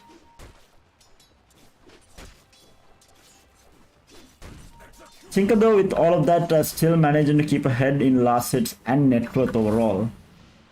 Primal Beast so far having a really good lane. Not really too bothered about the Ogre or the PL here. Mid lane, we might have the Ember getting gone on here, who dove behind, and he will get taken out. There is another magic missile onto the Tinker. Tinker manages to get the laser off at the last second, and now the pullback from the Lich as well. One more right click onto 69, and they will find it. It's going to be Lich claiming it. So 2 heroes down, and in the meantime, bottom lane, the Primal Beast managing to solo pick off the Ogre, which should not have happened. So 3 heroes falling on the side. As I was saying, that Chemical Rage was doing a decent job. They end up feeding 3 kills, and Sorry.com getting a little bit overzealous there in the mid lane, diving that tier 1 tower and paying the price for it. Searing Chains onto the Tinker. The rockets fly out, taking a lot of damage. He's going to be Panda. There is another Sleight of Fist. He needs to be careful. He has another bottle shot. He's going to be using it, just judging it absolutely perfectly, realizing that he will not die, holding on to the bottle shot as well as the Fairy Fire. And there was no chance that he was going to be dying anytime soon. So he needs to be playing it carefully now, because another Sleight of Fist might actually kill him with the Searing Chain. So he is playing it a little bit safe now. He can spam on the rocket to bait it out so that he can move out freely. Searing Chains actually latch onto the Tinker. Oh my good lord, the damage. Another Searing Chains coming off cooldown. Panda is going to be paying for it with his life. Again, the misjudge of the cooldown, and he goes down. So Panda not having a great start right now. Bottom lane, Hoodwink in a bit of trouble here, manages to walk away, and now there is another Aircon shot available, but he manages to go out here. But the charge forward from the Primal Beast, and that is going to be a dead PL, diving and paying with his life again. How has the Drow been doing? Not too great. Has picked up the power threads, not horrible, standing at the top of net worth as well, I think. Okay, just behind the Primal Beast, second in net worth, and now the Ember has actually overtaken the Tinker. Tinker is actually moving towards the top lane, looking for a kill here. Gonna be deep in top. He actually stuck under the trees, gets the rockets out. Is it going to be enough? It is going to be enough to claim the kill onto the Mars. They might find the Venge as well. The Slow is going to be there, and the Tinker claims the kill. And that was a very much needed kill for them. So they do pick up 2 kills in that top lane, rotating in. I don't think anyone expected the Tinker to come there. He gets his level 6 and he is going to go back into base. Actually, he's going back mid. I felt like he might go back to base and come back, but no, he comes back into the mid lane.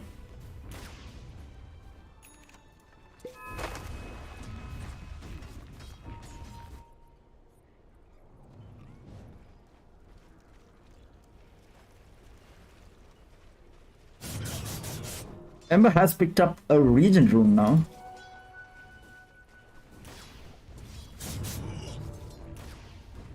Spamming away with his Sleight of Fist. Pops the Regent rune as well. Goes for the Searing Chain. Is he going to dive though? He has the ult and the Sleight of Fist. The Bushwhack is going to be there, but he does have another Remnant out, so he might actually turn around onto the Hoodwink as well, taking a little bit of tower damage. Hoodwink needs to be careful, taking quite a bit of damage. The Acorn shot doing a little bit of damage. He has another Sleight of Fist, and he has moved away.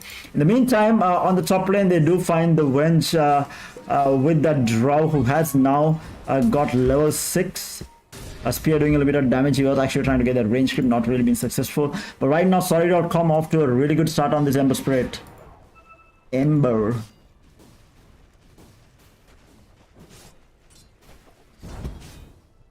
Scary part is that the Primal Beast is extremely fat. He's a fat boy right now who has picked up the Falcon Blade as well with the face boots at the 8-minute mark. Sitting at 36 large sets, doing extremely well. Panda in the mid lane might get low on here again. The Searing Chains are going to be there. Under the crypts, the Bushwhack to follow up as well, but now it's going to be the turnaround. They do have the laser and the Ember. Diving the buyback to come forward onto Panda. The Searing Chains with the Sleight of Fist, and he will claim that kill. Now the Primal Beast wants to join the fight as well. The charge forward from him. Ember Spirit using another Sleight of Fist. He does not have any more Revenants left.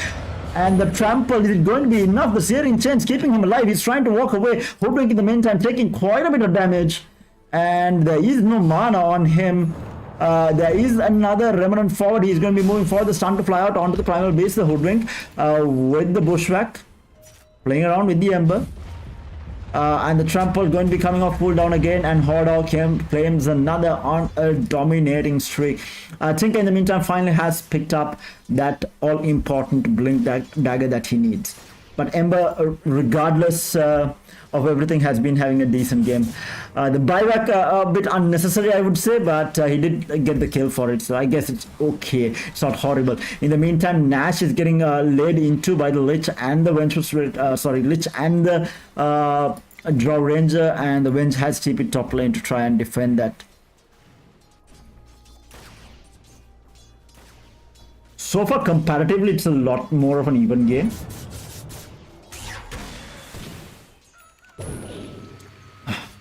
This Ember is just toying with Panda right now. Panda needs to be careful. Bushwhack, I'm sorry. Oh, the rune gets claimed by Panda there. That wasn't in his rune. He claims it immediately and pops it. Does not want to get run down by the Ember again. Holding on to it for the time being. Ward is going to get placed. I think that was spotted out by the Tinker, who is going to use Laser Rocket and blink away back into base. Bottom lane is very destructive, right? This HODOR on this Primal Beast is extremely fat. PL, what is he looking at? He is looking at the Diffuser Blade. He is getting a couple of tangos delivered to him.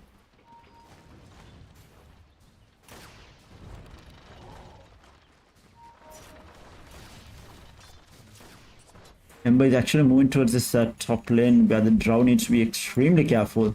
Definitely a killable target. I think both heroes need to be extremely careful. Was spotted out, I think. Oh yeah, he was. The pings go out and into the trees we go, says the Drow. Woophy and Vasanta goes into the tree, gets spotted out. The Searing Chains is only going to be onto the Lich, and the Drow manages to get out. They do claim the kill onto the Lich though in the meantime, bottom lane, so they do trade out position 5s here with the Lich and the Ogre both dying out. Yeah, I think with the pulverize, this guy is extremely scary. Every time that this is off cooldown, it's a very low cooldown skill. The ogre needs to be careful of +1 being there, and +1 can always be there, especially with the tinker, right? So needs to be careful for sure. Sobering on the way for the tinker, definitely a lot slower start than the previous game. He's having a rough time. Top lane is going to get pressured very heavily by this Ember, Mars, and the Vengeful Spirit.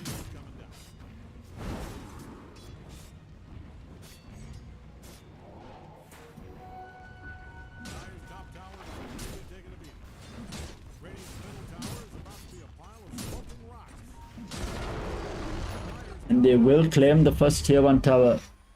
Smoke out Deceit immediately popped going into the jungle. The Lich needs to be careful, cannot afford to get caught out and give away more kills. DD rune picked up by Woophy there, who might actually head into the triangle there to farm up the Ancients. PL does not have the diffuser led, so fairly underfarmed, even though he is on the highest of CS in terms of net worth. He is actually behind. Meanwhile, mid lane we have an engagement here. Lich out flies out, the Tinker will get taken out, and so will the Lich, and there is no retaliation. The arena coupled up with everything else just brings down both the heroes. Primal Beast putting his head in here, wants to try and make something happen, joins the fight. Does have vision on that Venge, I think. D. Ola looking for a charge in. He gets the charge in, but does get Searing changed up and pushed back immediately. Tramper kind of going to get wasted. He is going to get ignited up. Lich wants to join the fight. This time he's going to be there, the pullback as well. Now the swap coming through onto the Lich. Lich manages to pop the frost arm with the silence coming out from the Drow Ranger. Is the damage enough though? Power is going to be taking out the Vengeful Spirit, and they will get the bushwhack into the break from the Hoodwink. Will claim the kill onto the Ember Spirit, and now they are going to be chasing after the Mars here. Mars taking so much of damage from this trample, and he will get taken down. That's another kill going down, and they only lose the Lich in that engagement, and overstaying the welcome without the ultimates available for the Team Chemical Rage. Just overextending, getting overzealous with their performance in the first couple of minutes. And right now, even with the bad fights that they have been taking, Easy Win has been able to keep ahead of the net worth. They are 2k ahead regardless of everything that has been happening. Like I said, this is a really interesting game. Diffuser Blade finally picked up on the PL. He has been left to farm the entire time, but he's still very far behind the net worth compared to the Drow as well as the Primal Beast. Meanwhile, Hoodwink does get spotted. He is going to be using the Sky to try and get out. The Bushwhack is going to hold the creeps in place. Looking for the PL, who does not have a lot of mana left, who is going to be getting out of dodge right now. Yeah. Drow in the meantime looking to pick up the 4-staff, has stacked up the Ancient and slowly but surely farming away to find the items that he needs to be able to try and take these fights. I feel like with a force, I always keep messing up this name. My friend keeps telling me that I keep saying this name wrong. Hurricane Pike, right? I always keep calling it Force Pike. But yeah, with the Hurricane Pike, he does get himself some extra survivability, managing to get out of dodge from the PL, even the Mars, and then the Ember Searing Chains as well later on. So I feel like Hurricane Pike coupled up with the Manta BKB might be the way to go.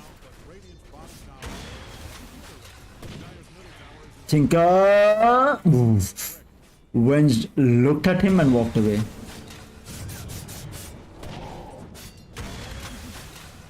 The rocket spam trying to keep everyone at bay is going to be the Tinker. Vengeful Spirit was in that tower range, so was spotted out. A lot of effort is being put to try and hold this mid tower right now.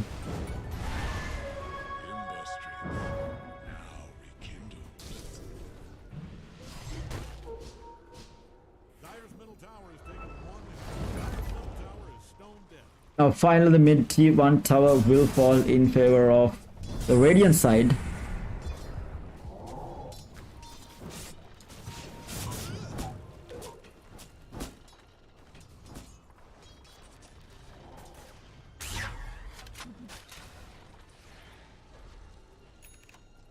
Things have slowed down quite a bit.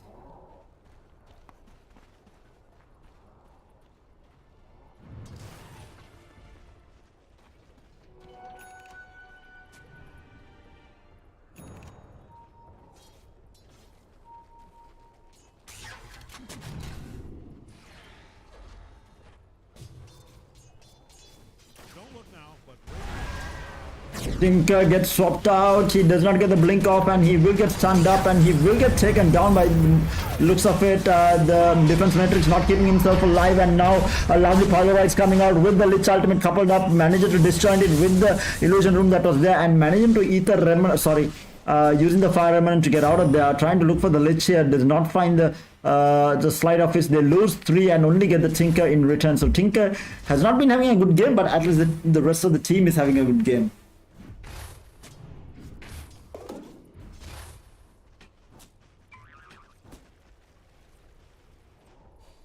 Looks like the Dire figured out where Radiant's top tower is.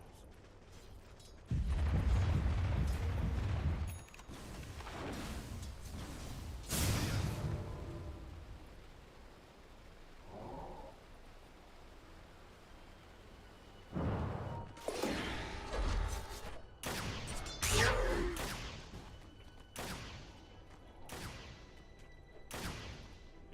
fan of Radiant's top tower, I'd shut my mouth.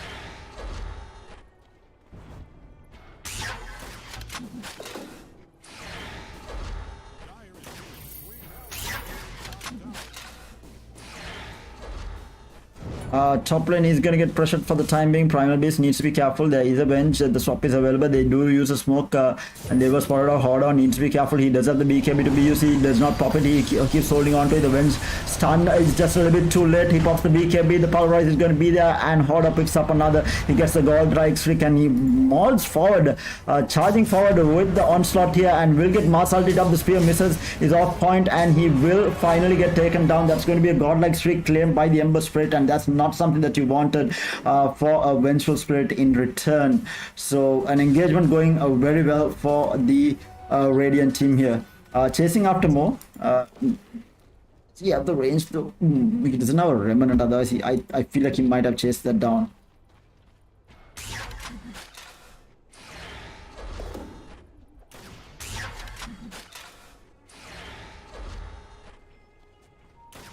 In the meantime, we haven't checked up on Draw for some time, so he has picked up the Hurricane Pike, looking to pick up a Shadow Blade. Interesting. What does the PL have? PL, is he going for the heart? Skadi? So he has gone for a Yasha and now looking to pick up the heart. In the meantime, Morpheus gets picked off by the Ember Spirit again. He's looking to pick up that BKB, which is going to be very much needed in these engagements with all the magic damage that is going to be coming out. If you're in the vicinity of Dire's top tower, I'd put on a heart. That baby is coming down. Mars does not have a Blink Dagger. Is the Blink Dagger being delivered? I think the Blink Dagger has been delivered. Yeah. Dire's top tower. He needs to be careful. Ember Spirit comes forward onto the draw, managing to force spike away. He does have the silence ready to go, but in the meantime, we do have the Primal Beast in a bit of a scuffle here, but the Lich comes in with the ultimate here onto multiple heroes. The pullback keeping him alive, and the Ember Spirit will get taken down as well as the Ogre. Lich with an amazing ultimate, and now looking for the PL as well. PL trying to run away, and he's going to be able to get out. So that's 4 heroes dead just for the draw ranger, and again paying the price for these disjointed engagements that Chemical Rage is taking, and being punished very heavily by Easy Win here.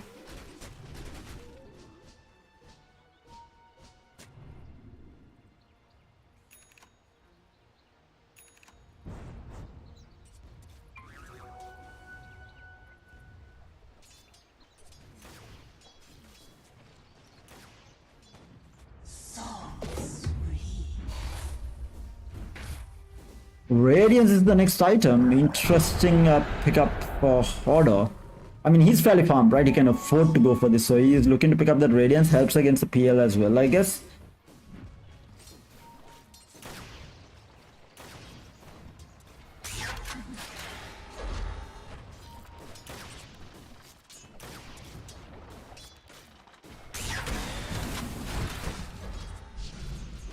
And they do spot out the PL here. PL is going to be in a lot of trouble. They do find the real guy who is going to be trying to walk away. No way.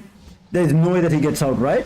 He's trying to TP out, but he's going to get pulverized by HODOR to pick up another. And in the meantime, they do pick up a kill onto the Hoodwink, who was spotted out by the Mars, the Ogre, the Ember, and the Venture Street. Basically by everyone other than the PL.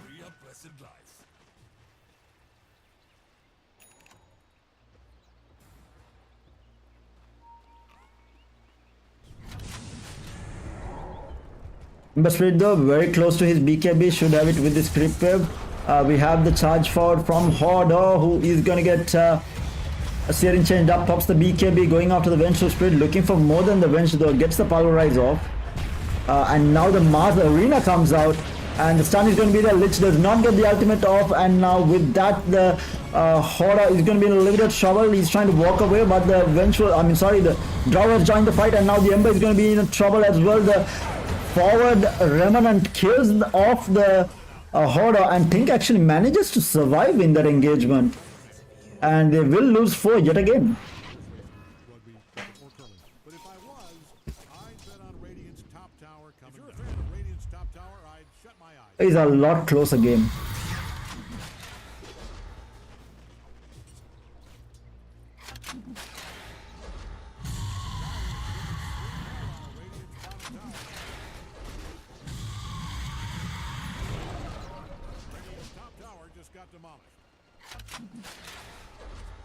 Looking for the Tinker pickup here. There is a ward, so Tinker needs to get out. The Venge is in the area. The swap is going to be there in time, and the Panda is going to get stunned up and die. No, the Hoodwink with the Shackle is going to be good enough. Good God!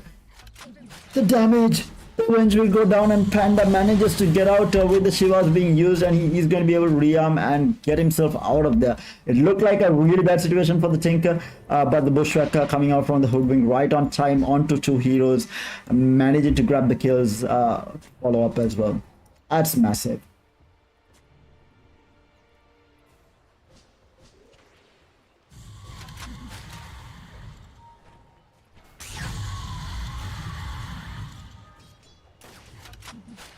What is going to be Tinker's next item? Radiant's bottom tower is getting obliterated. It's kind of fun. Drow Ranger looking to pick up that BKB, as I mentioned before, does not have the shard. I think that is very important. In the meantime, we do have an engagement in the bottom lane. The Bushwhack is going to be there on to one, the charge forward, disrupting the mass entry, and they will find no, the spear stops the Pulverize in its track, but Tinker wants to chase this down. He will jump forward, gets spotted out by the Vengeful Spirit, gets the Wave of Terror off, but in the meantime, in the backline, we do have the Ember Spirit getting taken out in the backline, who dove a little bit too deep and paid for it with his life. They only lose the Lich in that. And immediate tips, the tips are there, the tips are real, from the Dire side onto that Ember Spirit, who dove in for a Lich. I feel like Ezebin is so good at punishing these minute mistakes that these guys are making. This disjointed fights, like I said, is not really working out for them. PL trying to walk away, Tinker trying to chase. Does he manage to find him though? The rockets fly out. He jumps forward again? No, it's not jump forward again. Is it a bit safer now?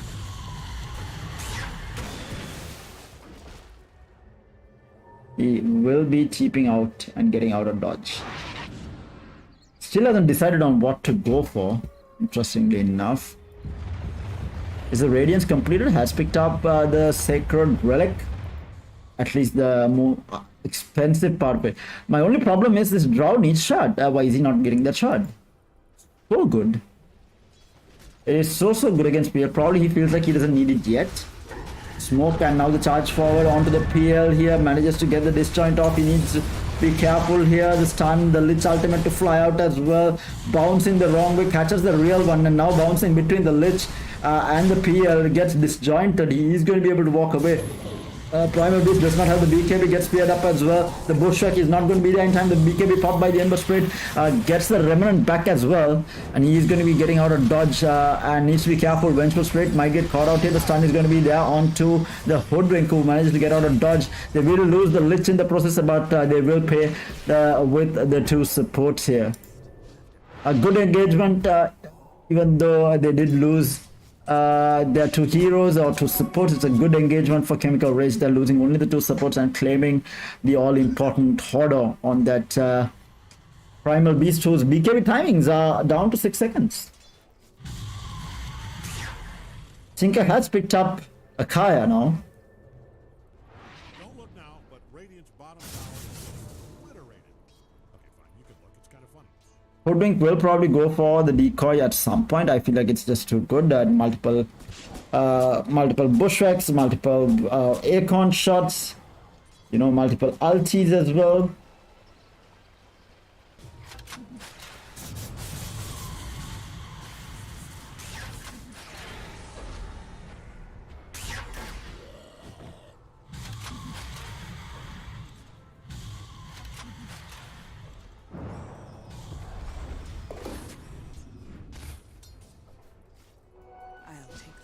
PL ever so close to that heart now.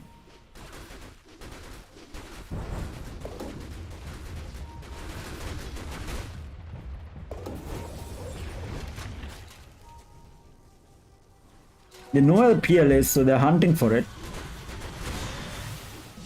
Jumping forward, manages to get the blink out. The bushwhack is going to be there. The TP is coming out. The swap is going to be there in time. Vengeful Threat gets pulverized and get taken down. And now Mars with the ultimate Tinker manages to blink out. That was so clutch.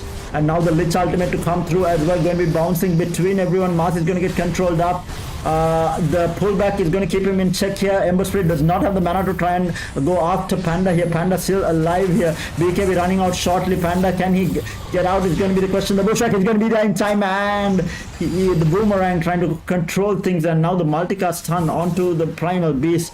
So support for support, an offlaner for an offlaner is going to be the trade. And like I said, this game is going to go late by the looks of it. Again, Scepter on the way for the Ember Spirit. We do have the BKB completed now on the Draw Ranger. He is going for that butterfly. But still, man, shout, please.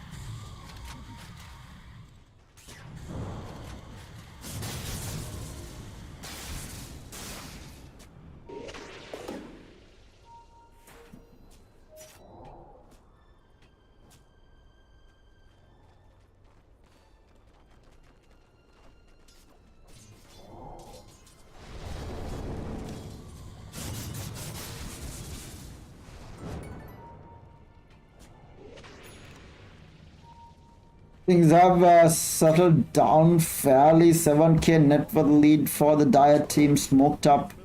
They are going for a bit of a deep ward here. The pull Lich blinks out very aggressively. He has the ultimate, but does not manage to get it out. Brow, but it does get swapped in. The center is going to get placed. He does have the BKB, not going to be using it yet. He does not pop it. That's a very late BKB pop, and he will pay for it with his life. HODOR needs to get out, and he will get Searing changed up. Tinker wants to join the fight here. Is it going to be enough though? And now the Remnant forward. Tinker is going to be in trouble. Panda trying to fight up against everyone here. Does manage to pop another. He does not use the defense matrix, and he uses it at the last second. Can he get out? It's a question. Searing chance to follow up, and they lose 4. And that are going to be in a world of hurt. They do find one with Morpheus hoodwink, but he's going to get taken down as well. That's a full 5-man team wipe on the side of easy win, and it's no longer easy for them. With the Lich, I'm not sure he doesn't, like, his ultimate is so important, right?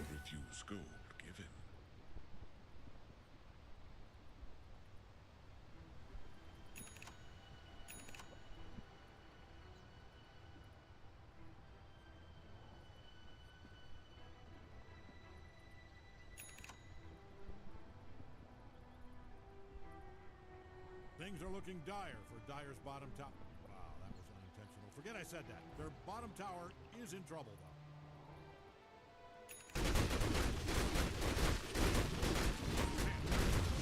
We are trying to split push for the time being onto the bottom tier 1 tower. Going to be able to do it freely. A Lich is in the vicinity. The big brick in the sky.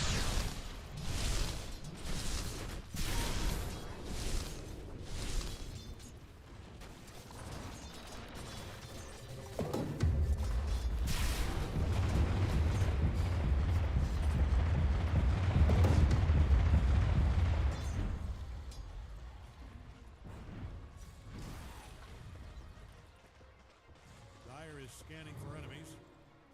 Probably hoping to catch a glimpse of them nude.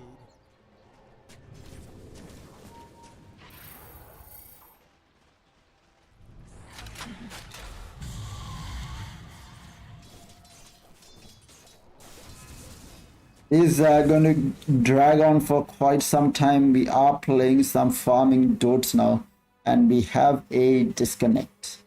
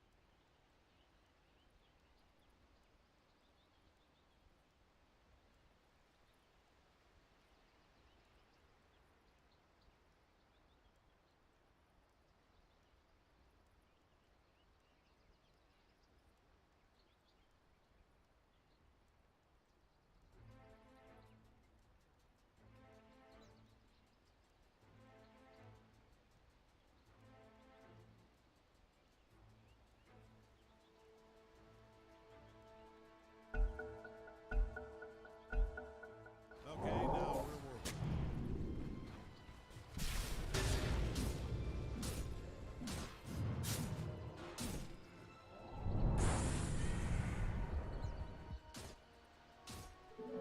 Tricksters rule it.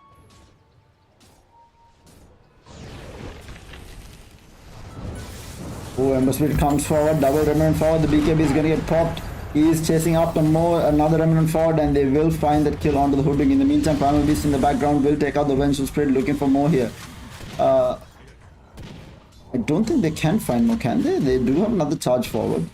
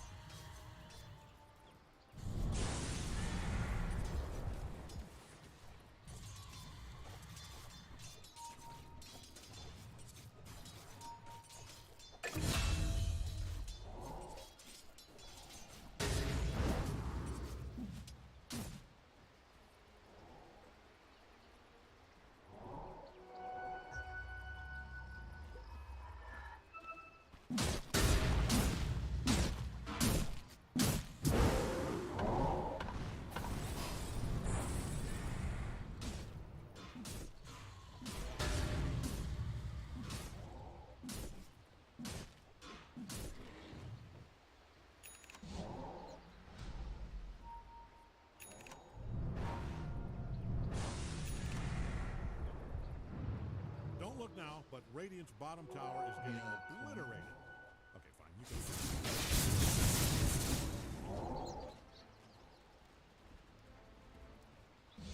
can. 1k net worth lead at the 33-minute mark. Anyone's game right now. Finally, they do decide to do Roshan, and the Drow finally going shard as well.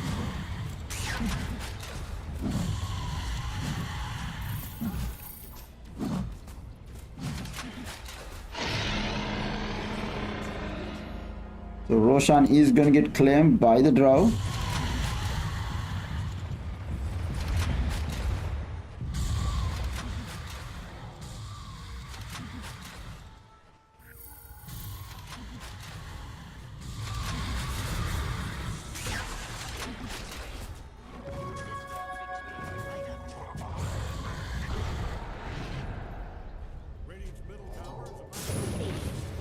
Tearing chains, the mass spear as well.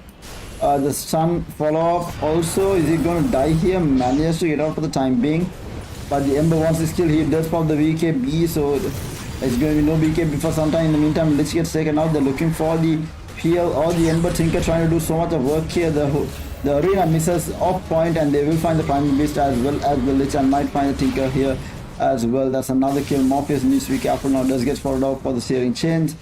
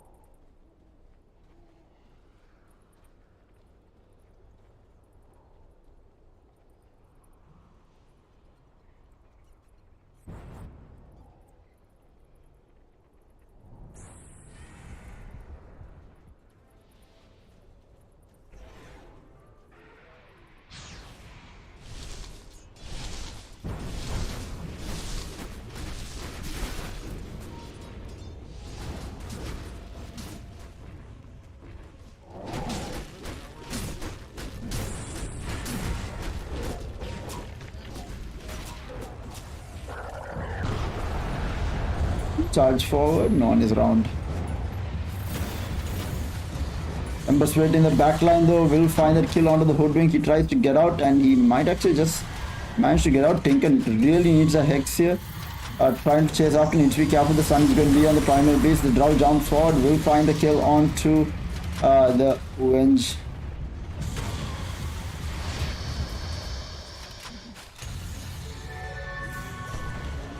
Ooh, Arena misses completely.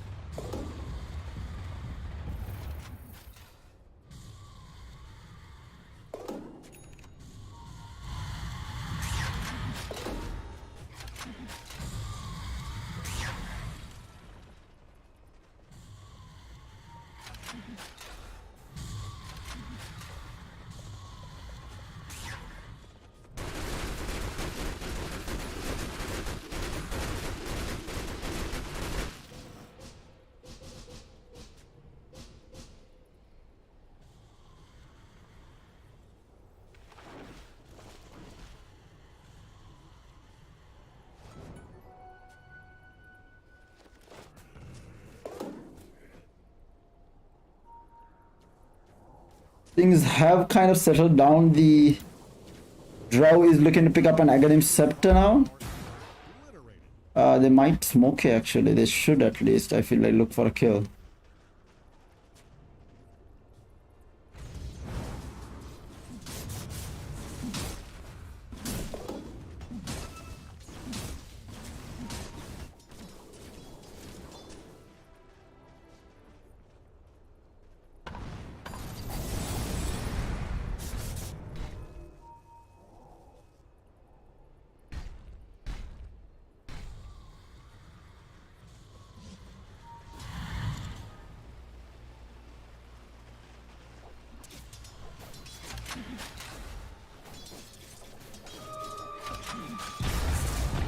Mid lane, we do have an engagement. Lich in a world of hurt with that BKB pop from the Ember. Manages to get the saving chain off and he manages to go out here. Drow needs to be careful.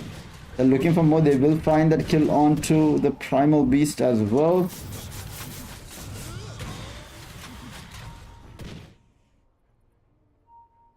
And we have another pause.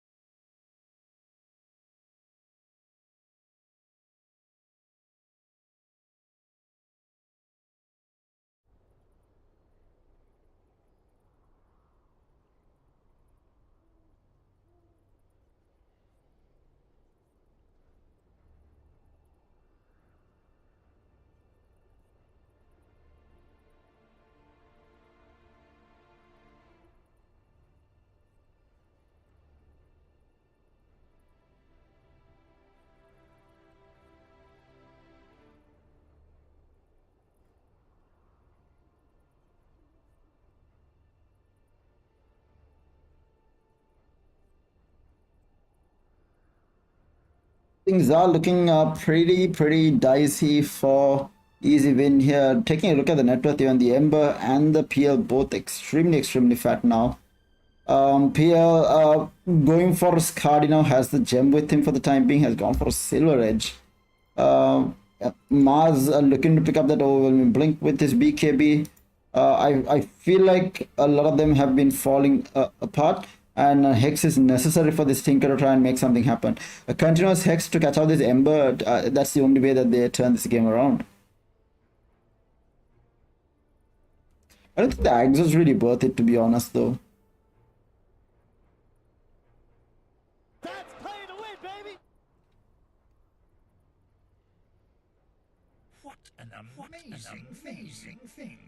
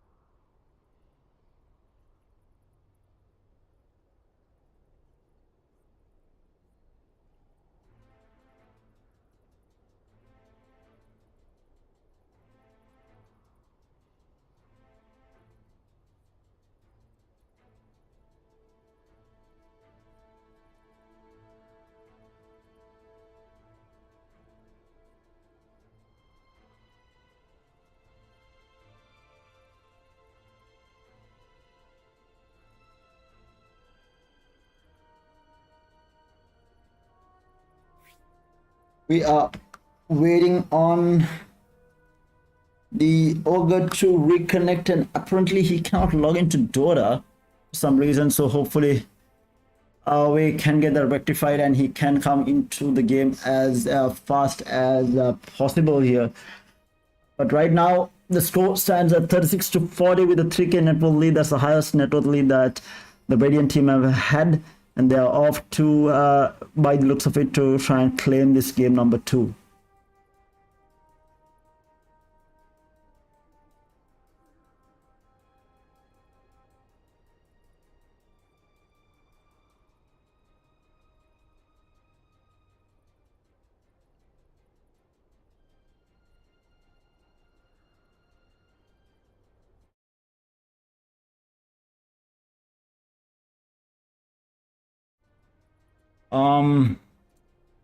Yeah, we will head into a short break, I guess, until we do have the player reconnect. Hopefully we will have this sorted and we should have the game on screen shortly. We'll be right back, guys. Gamer.LK's Mercantile Esports Championship, powered by SLT-MOBITEL. It's time to impress your boss and show off your gaming skills. Sri Lanka's largest mercantile level esports event is back.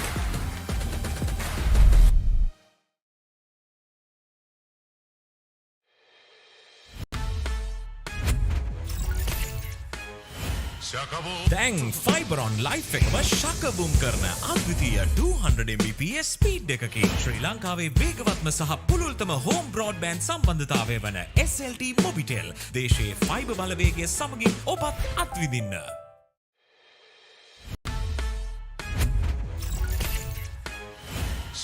දැන් ෆයිබරොන් life එකම ශකබුම් කරන අද්විතීය 200 Mbps speed එකකින් ශ්‍රී ලංකාවේ වේගවත්ම සහ පුළුල්තම home broadband සම්බන්ධතාවය වන SLT-MOBITEL දේශයේ fibre බලවේගය සමගින් ඔබත් අත්විඳින්න.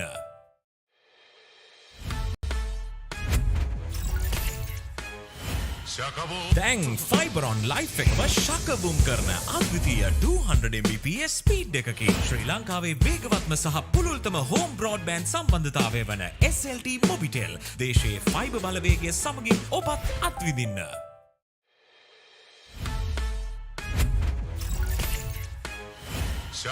දැන් ෆයිබරොන් ලයිෆ් එකම ශකබුම් කරන අද්විතීය 200 Mbps ස්පීඩ් එකකින් ශ්‍රී ලංකාවේ වේගවත්ම සහ පුළුල්තම හෝම් බ්‍රෝඩ්බෑන්ඩ් සම්බන්ධතාවය වන SLT-MOBITEL දේශයේ ෆයිබර් බලවේගය සමගින් ඔබත් අත්විඳින්න.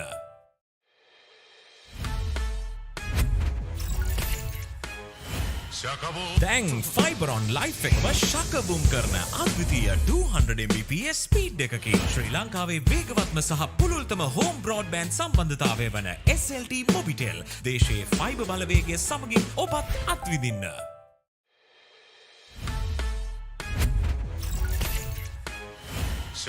දැන් ෆයිබරොන් ලයිෆ් එකම ශකබුම් කරන අද්විතීය 200 Mbps ස්පීඩ් එකකින් ශ්‍රී ලංකාවේ වේගවත්ම සහ පුළුල්තම හෝම් බ්‍රෝඩ්බෑන්ඩ් සම්බන්ධතාවය වන SLT-MOBITEL දේශයේ ෆයිබර් බලවේගය සමගින් ඔබත් අත්විඳින්න.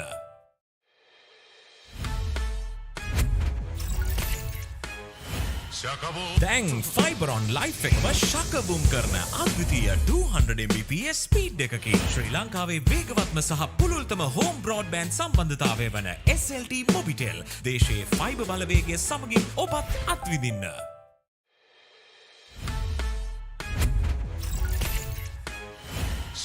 දැන් Hi guys, and we are back. Unfortunately, we have there is a bug in Dota where one of these players cannot reconnect, so they will be continuing the match without the ogre in the mix-up. So that's an unfortunate situation. It'll be interesting to see whether they can complete this without the ogre in the mix. So Wenj is going to be controlling, by the looks of it, the ogre. I feel like they can still end the game. I think it has got to the point that this PL is really fat. They can pull it off. The only question is whether this Tinker Hex is going to make the difference. Tinker just looking to push out and try and do as much split push as possible to try and hold this game. And I feel like either way, right? At the end of the day, either way, GSS walks away with the gold and the silver, whoever wins. In the perspective of the overall championship, this game technically does not matter, right? So it's a matter of, you know, figuring out who is the best out of the two teams from GSS. But other than that, for the overall standings in the championship, it will not matter. But having said that, it's going to be interesting to see whether they can finish it off as it stands.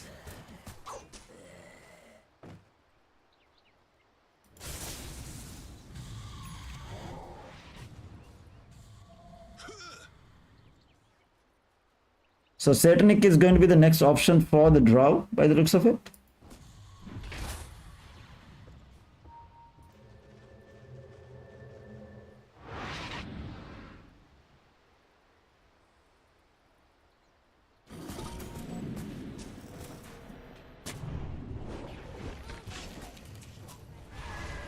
PL, what is he is close to his card, he hasn't picked it up. Ember, Really fat. I'm not sure what he will go for next.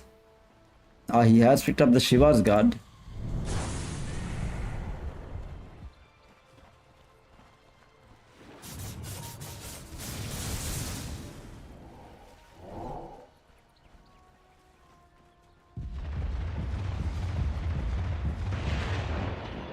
HODOR needs to be careful, gets rooted up, the draw comes in, the silence onto 2 as well, and the Venge immediately gets blown up, but the Ember Spirit going back in, up and down, and will find the Lich. The BKB is popped and they will reset.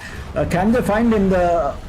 He goes forward and now the PL comes out of the Silver Edge, goes on the Draw Ranger, he will get taken down, and they will find the Primal Beast as well. Biting off more than they can chew, and the Gluttony is going to land on the Hoodwink as well, managing to scurry his way out of it for the time being at least. Another Silver Edge propped by the PL chasing after the Hoodwink. The Phantom Rush is going to be good enough, and he will get taken down as well. That's a double kill, unstoppable for the PL. 4 heroes dead on the Dire side, and they will look to go high ground. Do they have the creep wave to do that though? The creep wave is not available. PL does not care. He just does not take damage right now. With the heart ready, he regens more than the damage that he takes. He's just sitting and hitting this tier 3 tower, but the creep wave is nowhere to be found. Where is the creep wave actually? That thing is standing on its last brick. Holy moly, it's just spawning. The creep wave is not there. You can tell Dyer's middle tower is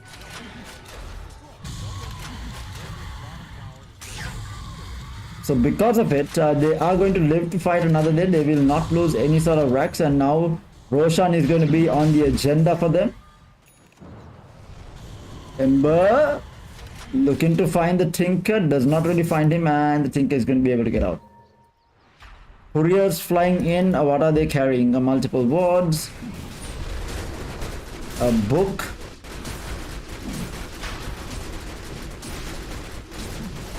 This Roshan is going to have Shard. I think Shard should go to the Mars or the... Who picks up the Shard? Shard was picked up by the Ember. He already has Shard, so that doesn't make sense. He'll probably give it to someone, probably the PL. Give it to the PL. What does the PL Shard do? Okay, gives him an extra illusion, increases Spirit Lance illusion damage. Okay. So Hex is on the books for the Tinker. I think he can go for it and have buyback. He goes for a BKB instead. Interesting. Can they hold is going to be the question. Charging forward is going to be the Primal Beast, the Arena onto multiple heroes. Where is the Drow? Drow extremely low, trying to run away, going to get caught out by the Ember Spirit. He will get taken down. In the meantime, Lich ultimate bouncing around everyone. HODOR trying to survive here, and Tinker with the BKB might get taken down. He manages to blink out at the last second. He gets out. But HODOR is going to be in a world of hurt with the buyback coming in from the Drow Ranger. They are trying to go in now. The pullback from the Lich is going to be enough to kill him once. They don't have any sort of disable to try and hold him down here. No more remnants available if they can go for it. The silence is going to be there. No BKB available. Gluttony trying to stop him. Ember Spirit taking so much of damage. The Hoodwink, the Mars coming in with the spear, trying to keep him alive. Tinker blinking forward. The Bushwhack not going to be good enough, but Panda claims the tier 3 heroes dead with the buyback coming through. PL back up to full HP, trying to go to work on that mid tier 3 tower, and will be backing off. Panda surviving in that fight was huge. He should not have survived, but he managed to survive with the defense matrix coming into play, with that BKB managing to survive, played a huge role there. He'll now probably look to pick up that Hex. BKB obviously working wonders. The question is, having Yoga, would it have changed the outcome?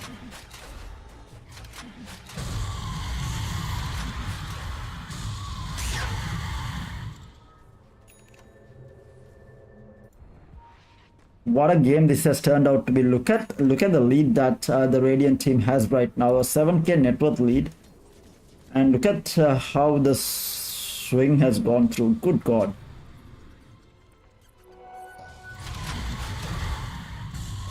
Tinker needs to be careful though, gets spotted out by the Venge. Oof. He's still looking for the Venge. Venge using the Glimmer Cape for the time being. He is... there is a Tinker ward being placed. He needs to be careful, blinks out at the last moment, and he will get out.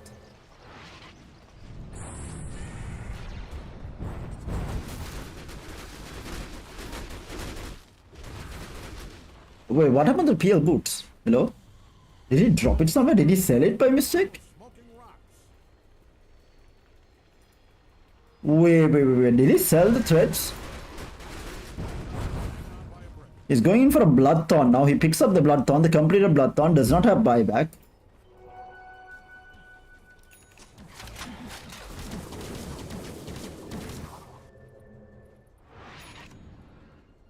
I feel like Drow's positioning, or rather the farm, I think it's not enough, right? He needs something else to try and oomph that damage. I feel like he's not doing enough damage right now. But meanwhile, bottom lane, the Tinker needs to be careful. He does have the BKB, pops it right now. Lich is in the area. We have the BKB popped on the Ember Spirit. He is going to be able to get himself out of dodge.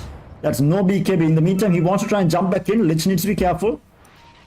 What does he have? Does he look like... That's a massive remnant. Why is it so big? Am I seeing things? Looks a bit big.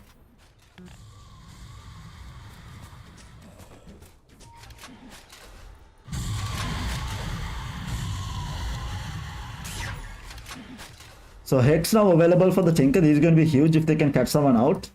But I feel like the Radiant team is going to be sticking close to each other. And Tinker's job will be to split them up as much as possible, I guess.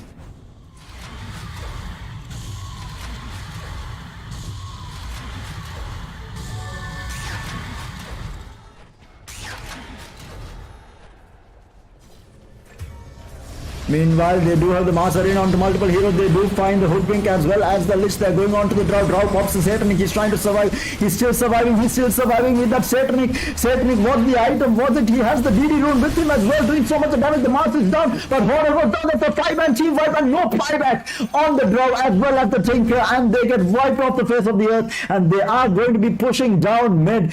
Can they force game number 3 is going to be the question. What a fight. Tinker moved away for a second, and a lovely arena there. He did end up going down, but a lovely arena. They're setting things up, and all 5 heroes just going down in the end, paying for it with their lives. Tinker just bought out into the Hex, and he does not have buyback. That's going to be racks. That might actually be game. They might actually go tier 4s here. They should go tier 4s at least.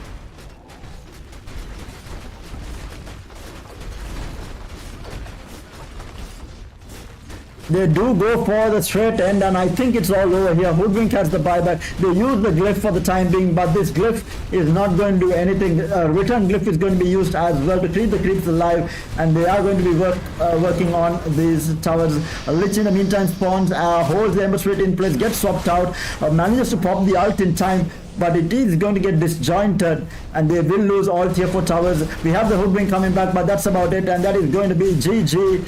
With the 4 heroes available, they managed to finish the game because they did not have buyback, and that is all over, ladies and gentlemen. They do claim game number 2. Chemical Minds will claim game number 2, and what a game number 2 it has been. What a comeback from them. What a performance in this game number 2 grand finals. And with that, we do have game number 3. After 50 minutes of a brawl with one player disconnected, Chemical Minds managed to force that game, all important game number 3, which will be on screen shortly. We'll be heading into a very short break. Do stay tuned in with us. You're joining us live for the Mercantile Esports Championship 2022, powered by none other than SLT-MOBITEL. Guys, we'll be right back. Gamer.LK's Mercantile Esports Championship, powered by SLT-MOBITEL. It's time to impress your boss and show off your gaming skills. Sri Lanka's largest mercantile-level esports event is back.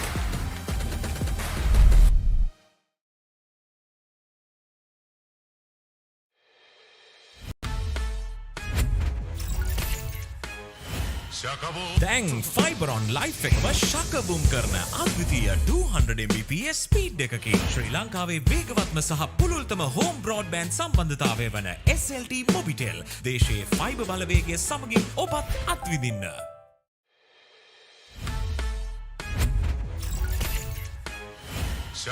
දැන් ෆයිබරොන් life එකම ශකබුම් කරන අද්විතීය 200 Mbps speed එකකින් ශ්‍රී ලංකාවේ වේගවත්ම සහ පුළුල්තම home broadband සම්බන්ධතාවය වන SLT-MOBITEL දේශයේ fibre බලවේගය සමගින් ඔබත් අත්විඳින්න.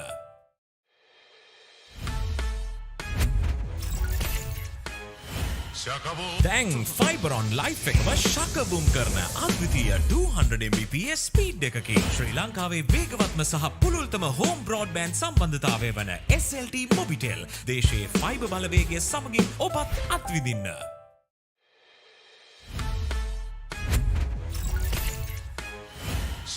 දැන් ෆයිබර් ඔන් ලයිෆ් එකම ශකබුම් කරන අද්විතීය 200 Mbps ස්පීඩ් එකකින් ශ්‍රී ලංකාවේ වේගවත්ම සහ පුළුල්තම හෝම් බ්‍රෝඩ්බෑන්ඩ් සම්බන්ධතාවය වන SLT-MOBITEL දේශීය ෆයිබර් බලවේගය සමගින් ඔබත් අත්විඳින්න.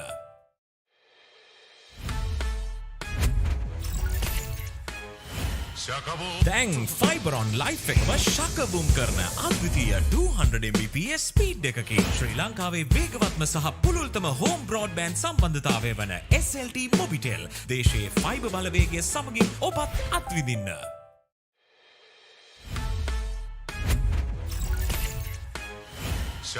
දැන් ෆයිබර් ඔන් ලයිෆ් එකම ශකබුම් කරන අද්විතීය 200 Mbps ස්පීඩ් එකකින් ශ්‍රී ලංකාවේ වේගවත්ම සහ පුළුල්තම හෝම් බ්‍රෝඩ්බෑන්ඩ් සම්බන්ධතාවය වන SLT-MOBITEL දේශීය ෆයිබර් බලවේගය සමගින් ඔබත් අත්විඳින්න.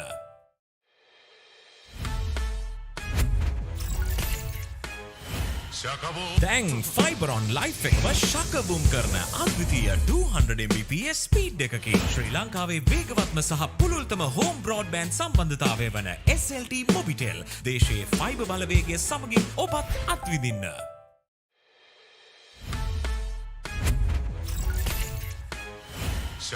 දැන් ෆයිබර් ඔන් ලයිෆ් එකම ශකබුම් කරන අද්විතීය 200 Mbps ස්පීඩ් එකකින් ශ්‍රී ලංකාවේ වේගවත්ම සහ පුළුල්තම හෝම් බ්‍රෝඩ්බෑන්ඩ් සම්බන්ධතාවය වන SLT-MOBITEL දේශීය ෆයිබර් බලවේගය සමගින් ඔබත් අත්විඳින්න.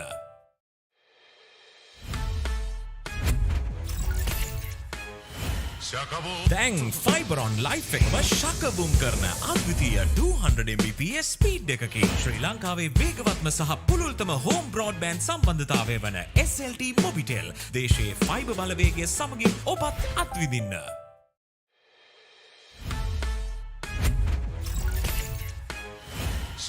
දැන් ෆයිබර් ඔන් ලයිෆ් එකම ශකබුම් කරන අද්විතීය 200 Mbps ස්පීඩ් එකකින් ශ්‍රී ලංකාවේ වේගවත්ම සහ පුළුල්තම හෝම් බ්‍රෝඩ්බෑන්ඩ් සම්බන්ධතාවය වන SLT-MOBITEL දේශීය ෆයිබර් බලවේගය සමගින් ඔබත් අත්විඳින්න.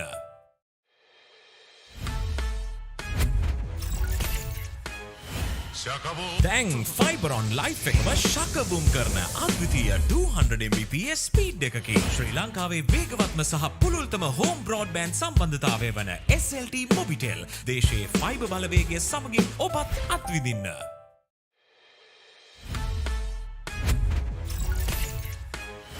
දැන් ෆයිබර් ඔන් ලයිෆ් එකම ශකබුම් කරන අද්විතීය 200 Mbps ස්පීඩ් එකකින් ශ්‍රී ලංකාවේ වේගවත්ම සහ පුළුල්තම හෝම් බ්‍රෝඩ්බෑන්ඩ් සම්බන්ධතාවය වන SLT-MOBITEL දේශීය ෆයිබර් බලවේගය සමගින් ඔබත් අත්විඳින්න.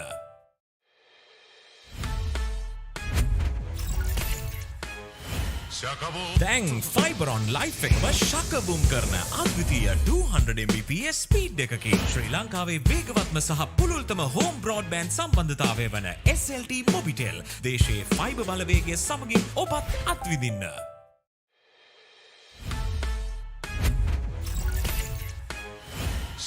දැන් ෆයිබර් ඔන් ලයිෆ් එකම ශකබුම් කරන අද්විතීය 200 Mbps ස්පීඩ් එකකින් ශ්‍රී ලංකාවේ වේගවත්ම සහ පුළුල්තම හෝම් බ්‍රෝඩ්බෑන්ඩ් සම්බන්ධතාවය වන SLT-MOBITEL දේශීය ෆයිබර් බලවේගය සමගින් ඔබත් අත්විඳින්න.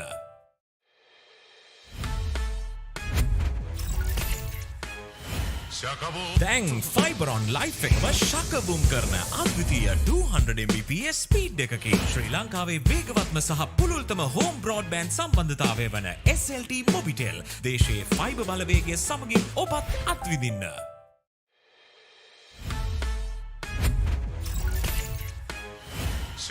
දැන් ෆයිබර් ඔන් ලයිෆ් එකම ශකබුම් කරන අද්විතීය 200 Mbps ස්පීඩ් එකකින් ශ්‍රී ලංකාවේ වේගවත්ම සහ පුළුල්තම හෝම් බ්‍රෝඩ්බෑන්ඩ් සම්බන්ධතාවය වන SLT-MOBITEL දේශීය ෆයිබර් බලවේගය සමගින් ඔබත් අත්විඳින්න.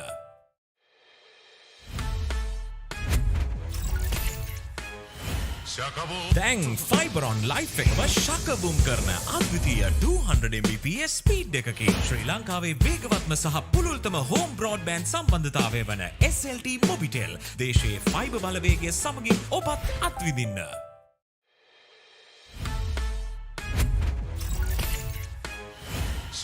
දැන් ෆයිබරොන් ලයිෆ් එකම ශකබුම් කරන අද්විතීය 200 Mbps ස්පීඩ් එකකින් ශ්‍රී ලංකාවේ වේගවත්ම සහ පුළුල්තම හෝම් බ්‍රෝඩ්බෑන්ඩ් සම්බන්ධතාවය වන SLT-MOBITEL දේශයේ ෆයිබර් බලවේගය සමගින් ඔබත් අත්විඳින්න.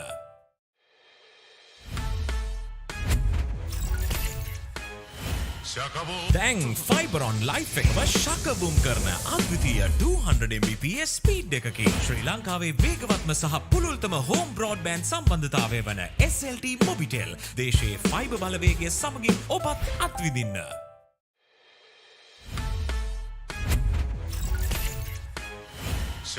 දැන් ෆයිබරොන් ලයිෆ් එකම ශකබුම් කරන අද්විතීය 200 Mbps ස්පීඩ් එකකින් ශ්‍රී ලංකාවේ වේගවත්ම සහ පුළුල්තම හෝම් බ්‍රෝඩ්බෑන්ඩ් සම්බන්ධතාවය වන SLT-MOBITEL දේශයේ ෆයිබර් බලවේගය සමගින් ඔබත් අත්විඳින්න.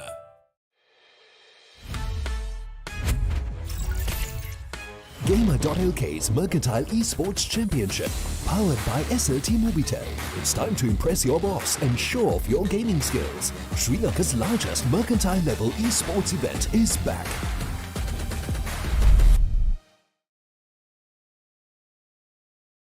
Hello and welcome back, ladies and gentlemen. You all are joining us live for Gamer.LK's Mercantile Esports Championship 2022, powered by SLT-MOBITEL, and it's the Dota 2 Grand Final Game 3. It has gone the distance. The two teams from GSS battling it out for the gold and silver here. But yeah, it has gone to the third game. We are just about to get into the game, but without any further delays, let's head right into the game. The draft has just started. While the draft is going on, a massive shout out to SLT-MOBITEL for powering the entire event. If you all do not have an SLT-MOBITEL fiber line, make sure to grab yourself one today. It is the fastest connection in the country, and it has got even faster, from 100 Mbps to 200 Mbps, completely shakabooming your life for the year 2023 at absolutely zero cost. So absolutely amazing stuff from SLT-MOBITEL. Make sure to grab yourself a fiber line today.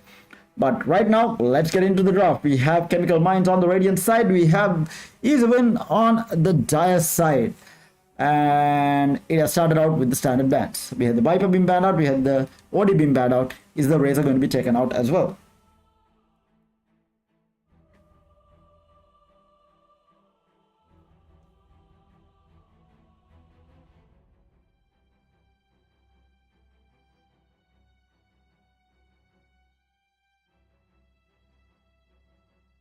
Dire gets to ban. So Primal Beast is the one that, rightly so, I feel like that hero had to be taken out, and rightly so, he has been taken out this time around. Radiant's up.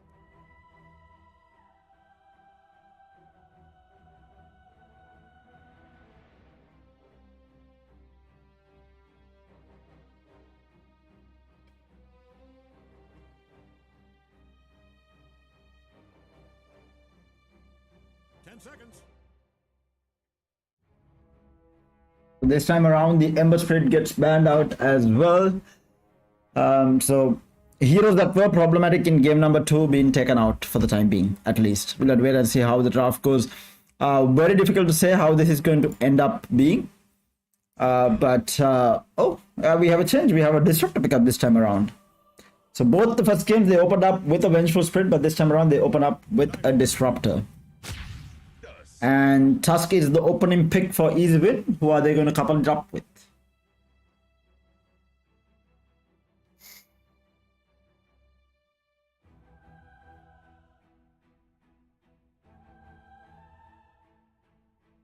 Seconds. 5 seconds.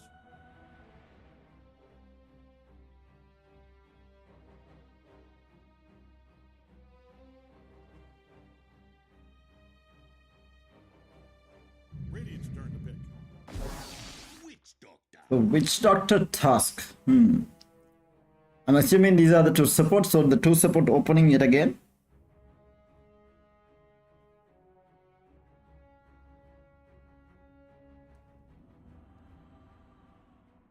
Seconds. 5 seconds.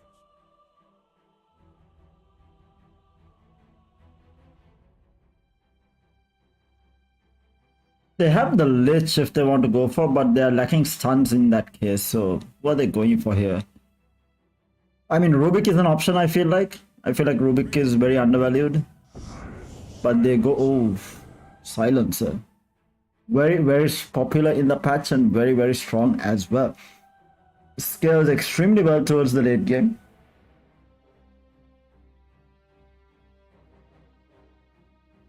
But goes back to what I was saying about the lack of disables. So, yeah. 5 seconds. I personally think they could have opened up with the Disruptor Mars again.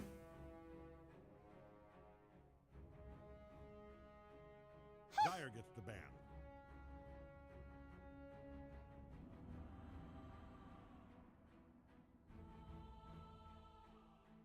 Radiance up, banning time.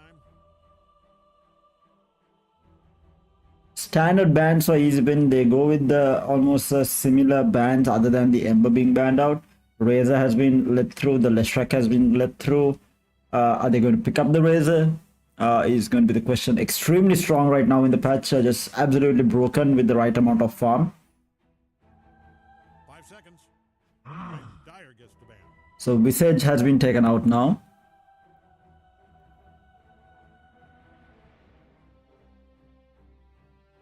Again, because they did play the Visage in the first semifinals and they had a very, very easy game where they kind of death ball pushed at one point.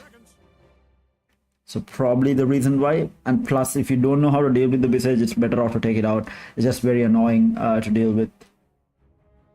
Especially once you get the eggs, I think that's what gives you the invis through the trees. Yeah.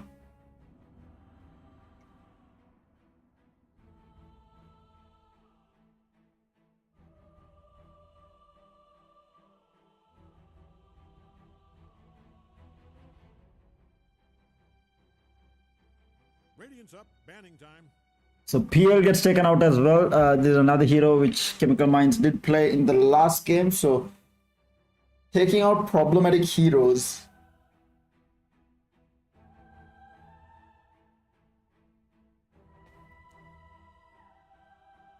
Seconds.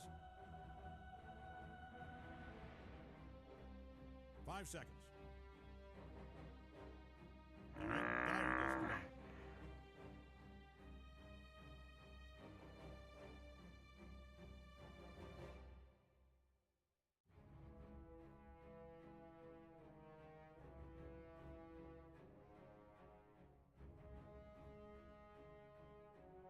Seconds.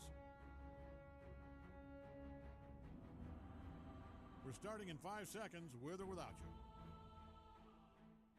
Going back to the previous game, I feel like the Drow going Silver Edge was the biggest mistake. I feel like Manta BKB would have been the better option. But, you know, I guess small decisions like that, I don't think the Silver Edge really paid any dividends at all. Wasn't really used to escape, wasn't really used to initiate as such. So yeah. Juggernaut getting taken out. Razor this time around has been taken out yet again. I don't think it's a hero that you can let through.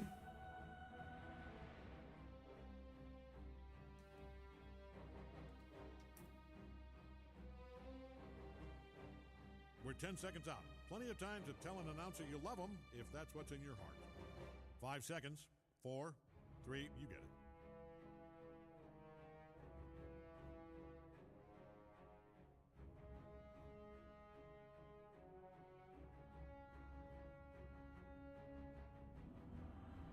Radiance up. Night Stalker. They go with the Night Stalker this time around, so that's their off laner. Decent hero, I must say, against the squishy supports like the Silence Disruptor. If the Night Stalker has a decent laning stage, it's going to be really hard to deal with. 10 seconds. We're starting in 5 seconds, with or without you.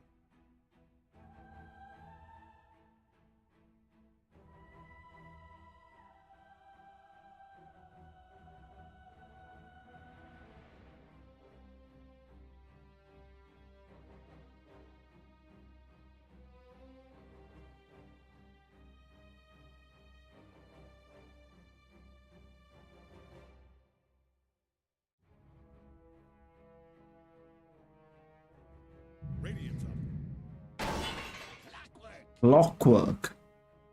All right, so that now they have the initiator.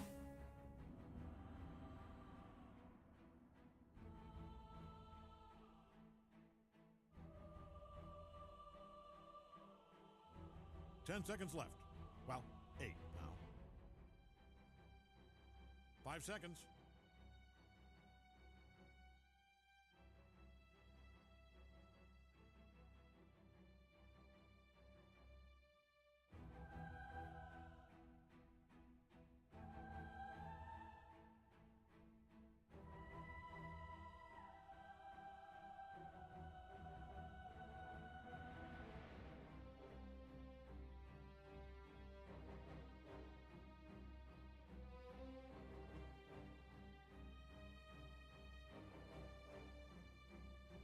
Dyer's choice. Let's see.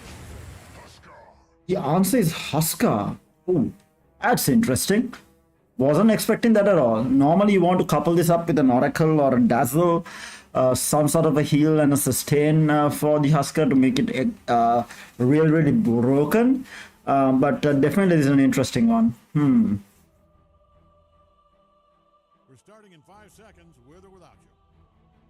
Not too big of a problem. Night Stalker will probably go for a Spirit Vessel. A Lifestealer is the answer. I feel like that's a really good answer as well. Wasn't banned out. So yeah. Going to the last two bans and the last two picks for the final game of the day and final game for Dota 2. 10 seconds. 5 seconds. Dyer gets the ban.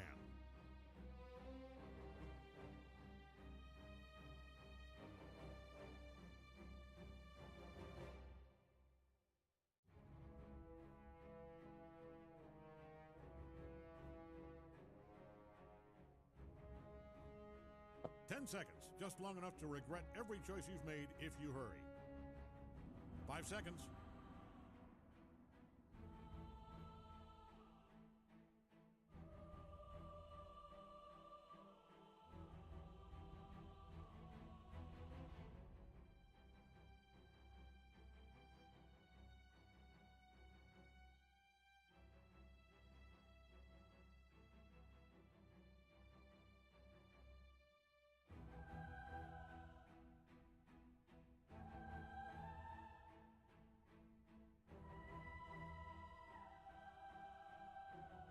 Radiant gets the ban.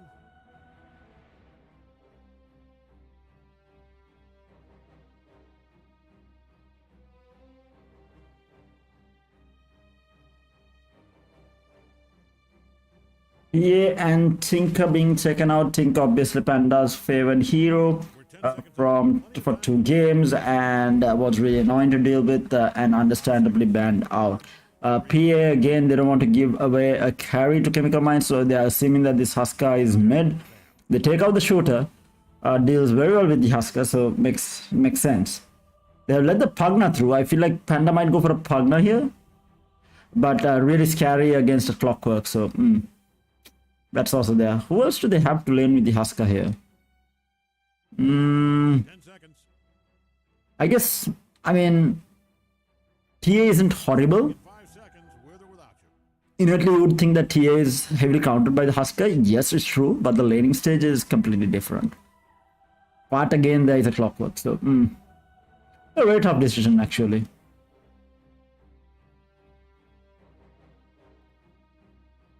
Who else am I missing? Wind Ranger is there. Lesh is available. They take out the Void.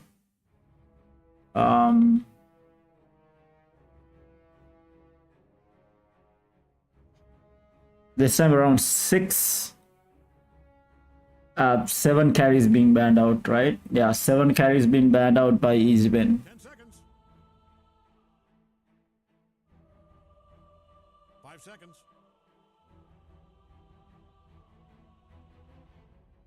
Dyer's turn to pick. They blow with a Bloodseeker, so we have a completely different draft coming out from Chemical Minds here. And how will Easy Win answer? They're looking for Panda's hero to play mid. Who does he have left is the question. They go with the Lina, which was led through. I really like this. But goes back to the fact that there's a clockwork. So, But yeah, there you have it, guys. That's the draft. We have HODOR on the offlane Night Stalker. We have the Witch Doctor being played by whoever had... What was it? Witch Doctor? It was not double.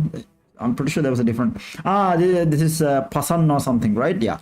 Woophy playing the Lifestealer, Panda on the Lina, and Morpheus on the Tusk. And then on the other side, try the PSY on the Disruptor, 69 on the Silence, and Nash on the Clockwork.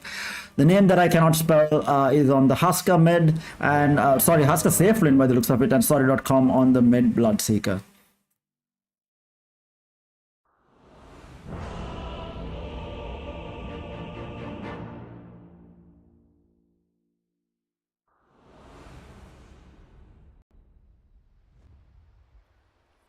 Right into game number 3 for the day.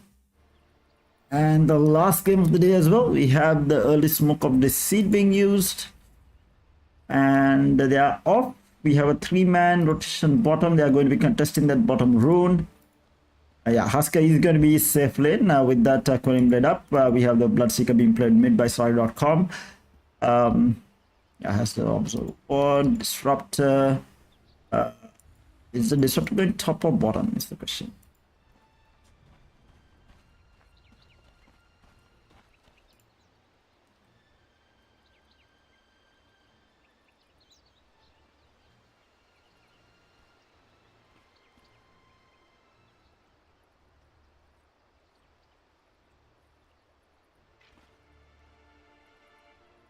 All right, everybody, 30 seconds.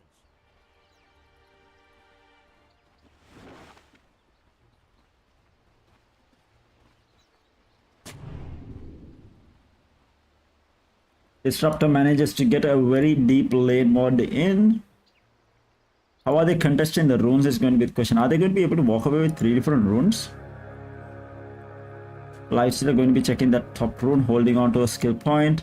Lina will probably go for the bottom one as well. So yeah, 3 runes most probably will go in. Yeah, 3 runes go in favor of the Dire team. So the Radiant team felt like they're not strong enough to take a rune fight, so they played it extremely safe and goes for only 1 rune. Rightly so, I feel like, their team fight at level 1 doesn't look that great. So it's going to be a Lifestealer Witch Doctor top lane with a Tusk Night Stalker bottom against a Silonsa Huskar.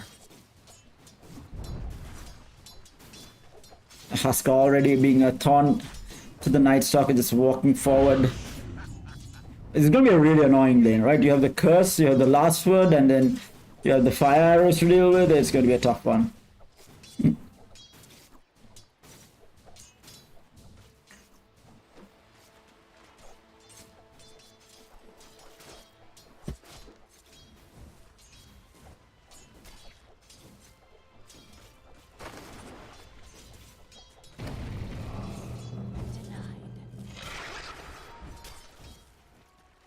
A range creep being denied there for a second.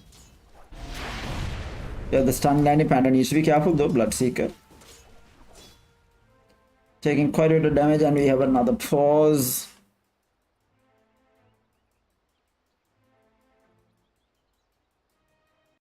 Sheesh Louise, the amount of pauses that we have had, but this is Sri Lankan Dota. Go is the call, and even before the other team said go, we have resumed the game back up. HODOR is just using his mango strand, get as much farm as possible, going through the mana right now.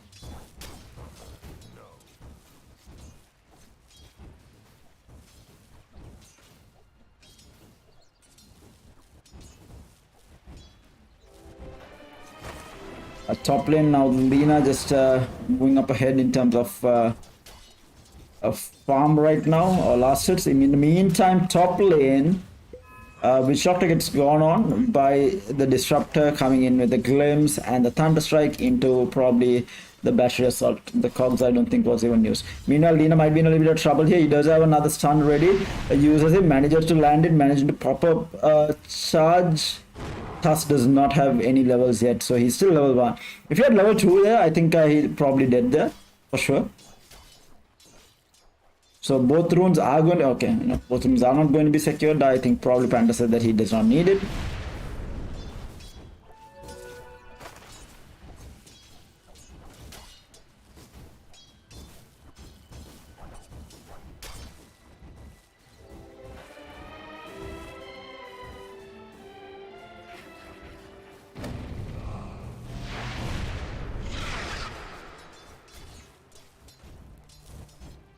Fading away in terms of farm, top lane. Disruptor just being a little bit annoying with these pulls, I guess. Bottom lane, tag team working wonders and Hustler gets molded down. That's not something that I saw that was going to be happening there. I'm sorry guys, I've been missing a couple of these kills. Happens when it's 1:30 in the morning and it's third game.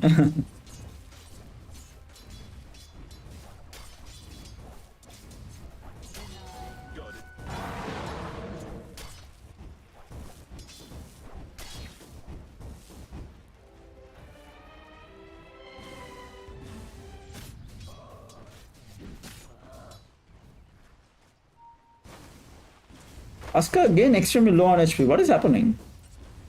How is he getting this low? I'm a little bit confused. Oh, mid lane. Bloodseeker versus the Lina. Looks like Dr. is in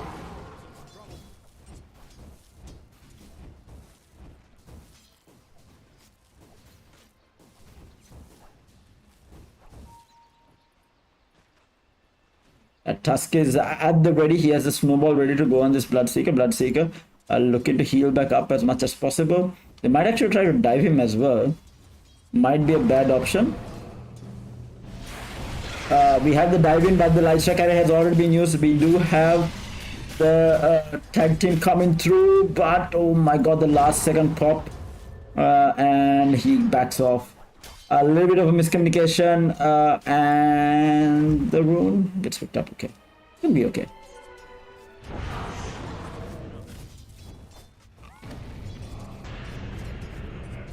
Tusk in a little bit of trouble there. He's going to be okay.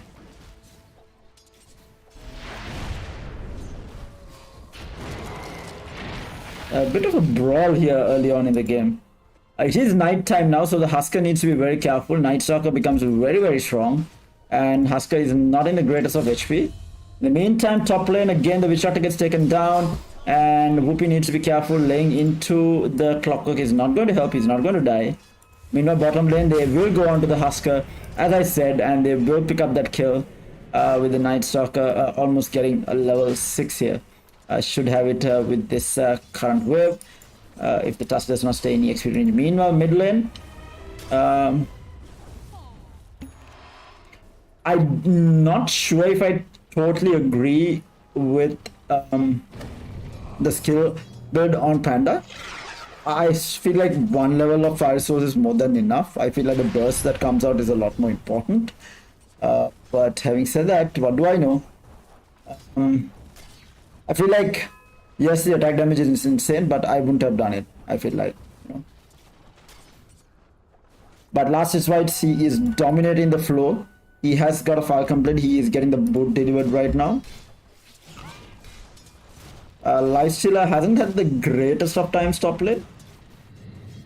Bottom lane, they are trying to go on to the Husker yet again. Husker in a world of hurt here. Tag team doing so much of work, and they will find the kill onto the Husker yet again. Want to try and chase the silence also maybe. Dark Ascension has been used. Flying Vision, mid lane.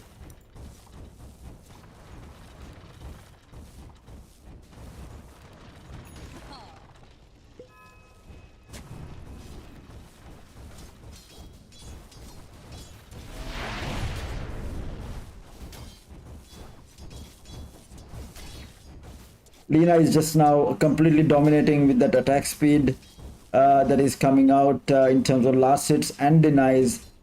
14 denies right now, just keeping the lives Bloodseeker at bay. Clockwork does not have 6, he has level 3 battery assault. Looking to try and do something here. He does get glimpse back using the rage here. Needs to be careful though, he can't go to a grove because that battery assault lasts way longer than his level 1 rage. He has face boots up, he has 3 levels of gold frenzy. As I said, that bottom lane gets dove in again, and that's going to be the silencer going down, and Husker has been forced to go into the jungle. And mind you, he does not have a helm, he is trying to go for the BKB.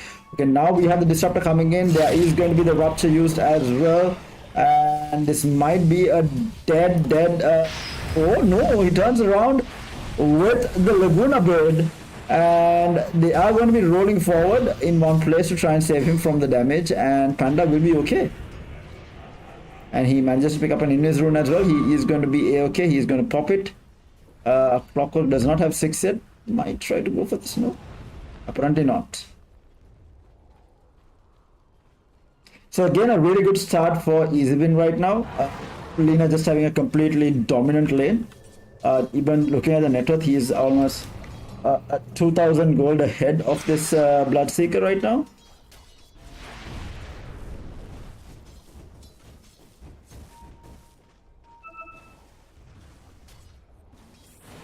Husker getting rolled on right now. Tag team going to be utilized. HODOR coming in, and that's another kill going in favor of this Night Stalk, and that's exactly the start that he needed. He had gone for the Echo Saber. I feel like he might go for a Spirit Vessel in this game, but apparently not. He goes for that Echo Saber. Don't look now, but Radiant's bottom tower is getting obliterated. It's kind of funny. They want to try and do something on the top lane, right? But there are multiple heroes here. They will go in. No level 6 yet on the... Oh no, that's the... I mean... I don't think that there's something that they can go for, even if it was not alone. Meanwhile, mid lane gets rolled on, and there is going to be another kill onto that Bloodseeker. Just dominating in terms of net worth, 1,500 gold ahead of the Bloodseeker, and look at the last hit difference. It's just crazy. 35 to 52.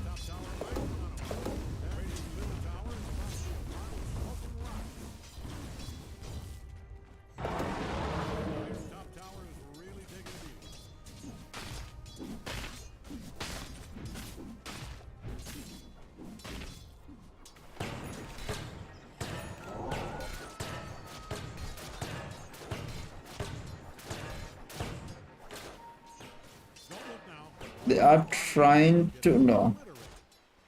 Yeah. Night Stalker now still has back ascension, but night time is over. They're looking for the Bloodseeker right now, who is going to be rotating into the bottom side of the map.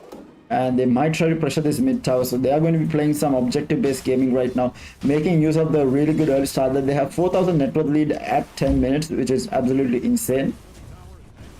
Top 3 net worth are there, 3 cores. Meanwhile, Tusk might get gone on. Tusk rolls back in onto the silencer. Silencer will get gone on. Disruptor manages to glimpse out. Tries to dodge it with the Manta. Does not really work out. There is a TP coming in with the Clockwork. Clockwork does have the hookshot available if he wants to use it. Holding on to it for the time being. They did find that silencer hookshot into the Tusk. Tusk taking a lot of damage. Manages to get the ball off.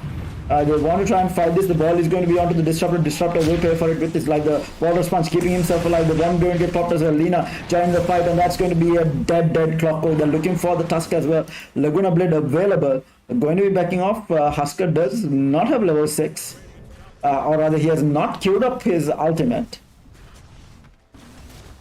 And this gives Lifesteal a very much needed breathing room. Who was continuously pressured. He might have got his armlet ready now.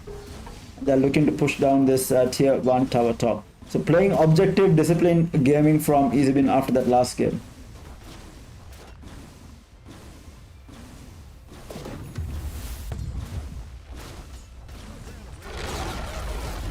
Yeah, it's going to get claimed by the Lysa. So all tier 1 towers are down by the 11-minute mark, which is insane. And we have Mjolnir, Maelstrom picked up by the Lina.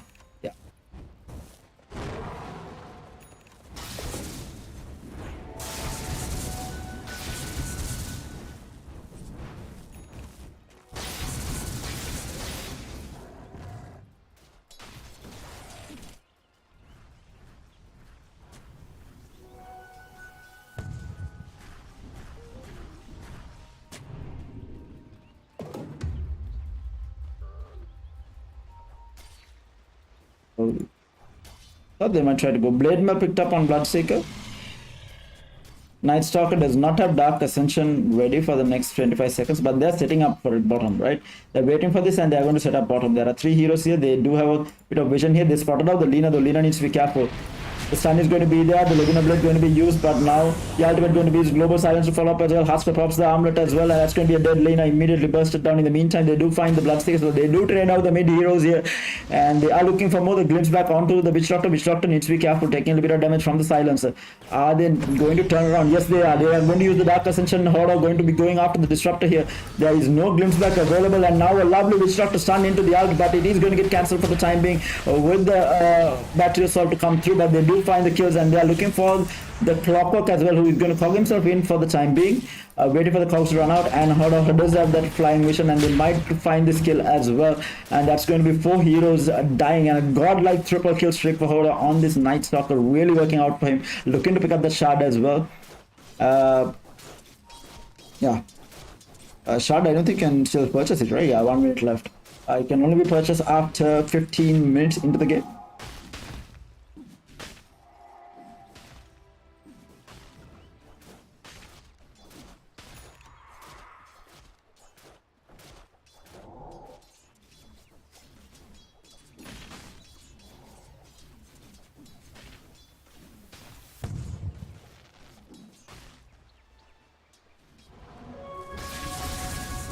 Lina in the meantime did die once. He's looking to pick up his BOT, but look at the network difference of the 3 cores. There is a DD rune spotted out, or rather a region. Is that a region or a DD? It's a DD rune on the Lina, so that's massive for the next fight. He'll probably go BKB right after this BOT. I think he has to.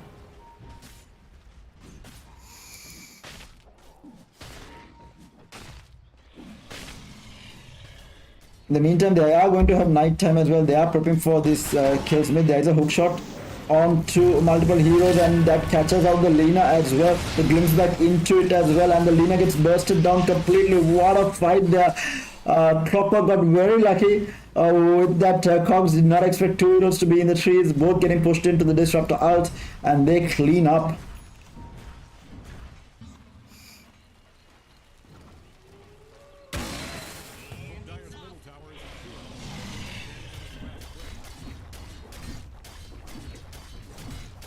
The gankers became the ganked in that situation.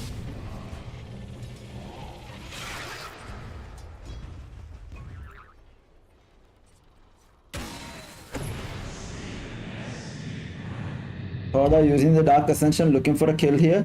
A Disruptor is probably not the target to go for, but he is looking for this Bloodseeker right now. Does get glimpsed back, unfortunately.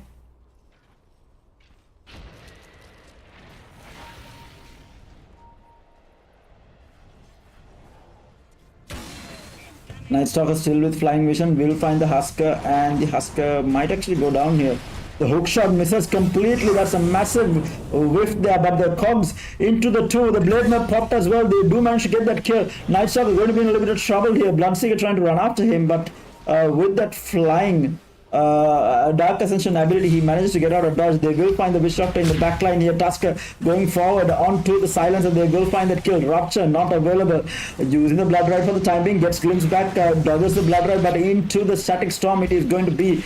And he does not. He manages to serve a bit, but the shards just not working out. Now they turn around. HODOR needs to be careful, taking so much of damage from the Bloodseeker, and he will get taken down now. The lifesteal is going to be in a little bit of trouble. Manages to infest, and he's going to be running away with his life. Looked like a good fight and turned out to be a horrible one for easy win there. If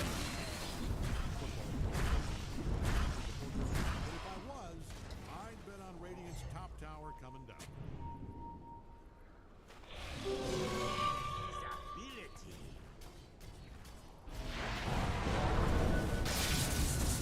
Stand onto the mid lane, the Witch Doctor ultimate as well, and they will clean up the kill onto the Husker.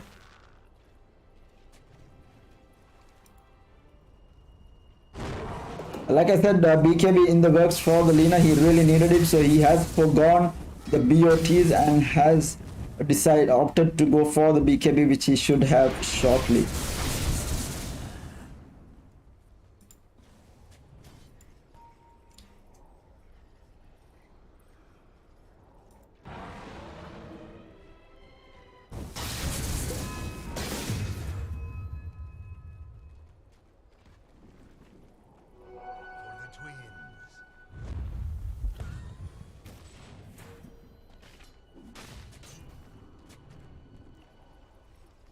They do have Roshan available as well if they want to try for that, but they are looking to take a fight bottom. In the meantime, Tusk gets glimpsed back into the kinetic field, misses. It's not going to be on point.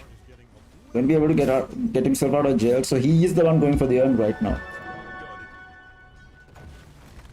Double damage in the meantime picked up by the lifestealer.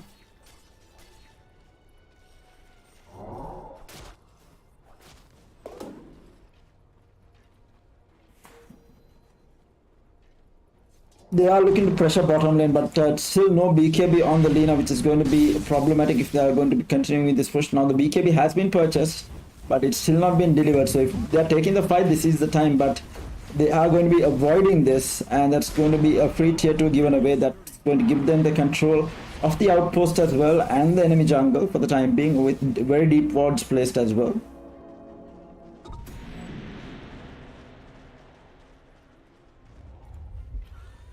They do immediately smoke here and are looking to move into the enemy jungle. Needs to be careful though. Which Dr. Khan be the first one to go in.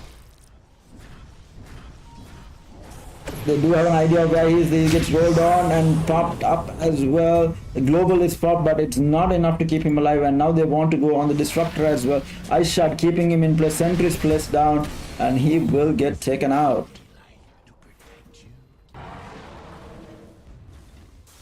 They're looking for more silencer. Will get fought out and found by the Night Stalker, who gets a double kill now. 3 heroes dead on the side of the Radiant side here for GSS. 21 to 12. Things are definitely looking extremely bad, and they are right away heading into the Rosh pit. Rightly so. I said that should be in the works at some point. Desolator picked up for the Lifestealer as well. Still no charges on it, at least.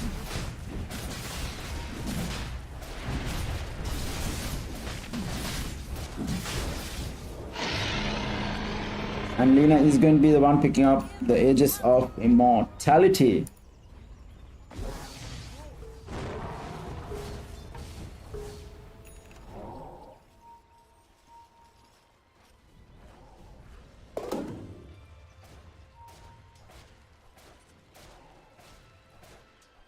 So he never completed his Echo Seva unless he dismembered it, I think.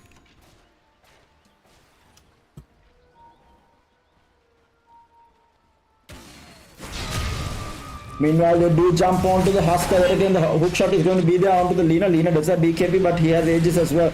Wants to keep fighting. He cannot get the stun off, and now the Clockwork is going to be in a little bit of trouble. Lina managing to dodge around the trees. In the meantime, in the backline, they do find the silent of Witch Doctor trying to go on to the Disruptor. They are not finding it because he did have the Glimmer.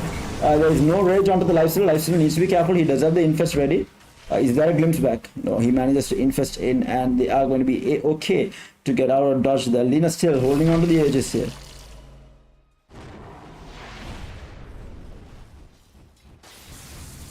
They're looking to go on the mid tier 2 by the looks of it.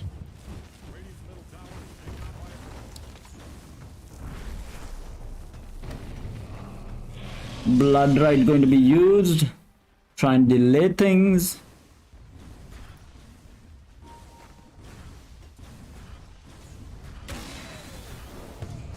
Yeah, they're going to play this a little bit safer here. Going to be backing off for the time being. Might re-engage the Bloodseeker coming in from the side.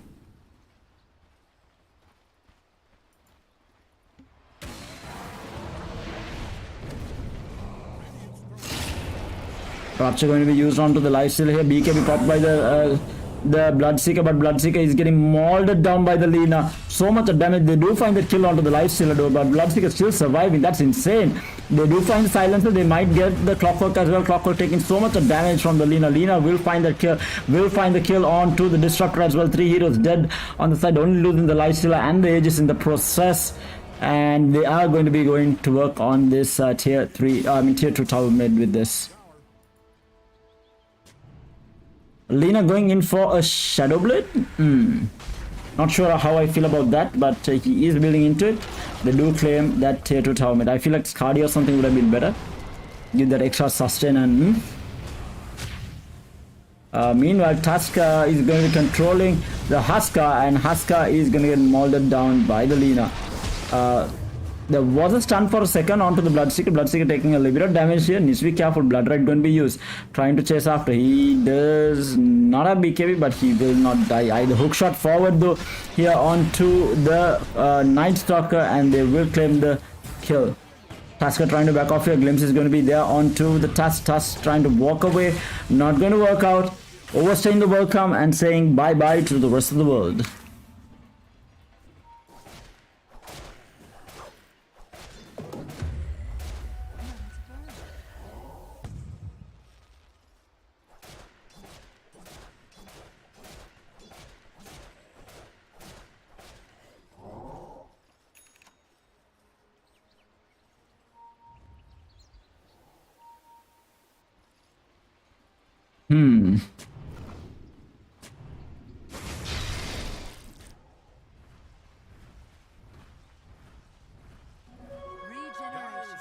What a series this has turned out to be.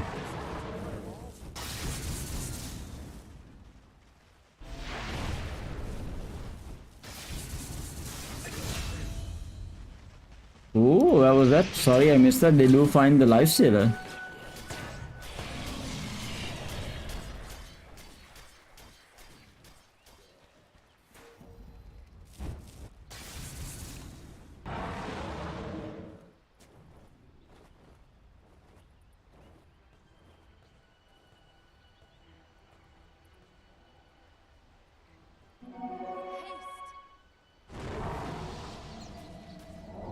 Haste Rune going to get bottled up. They're looking for the Bloodseeker. Bloodseeker does have the BKB, but he gets stunned up and controlled and killed and punished for stepping out of bounds. And now they are, with that kill, looking for the last outer tower here.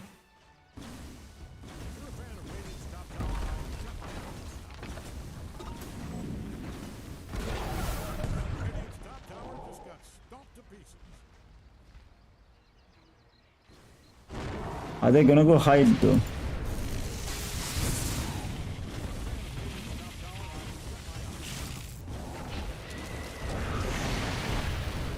Because it's gonna be used. They are trying to jump in here. The Voodoo Switcheroo going to be used. No one in vicinity, and the Glyph is going to be used to push them back. Bloodseeker spawning in 10 seconds.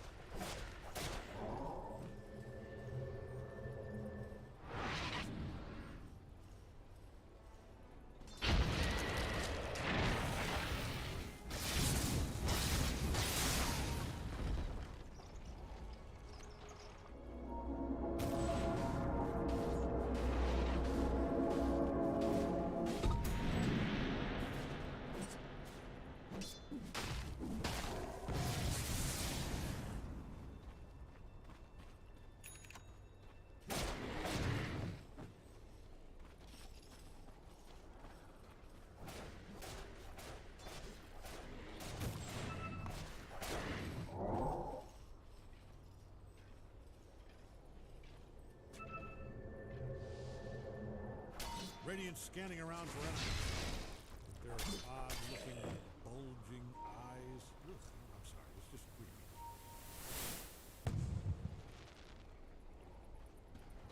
Dyer's scanning all over for enemies. I promise this will get more exciting.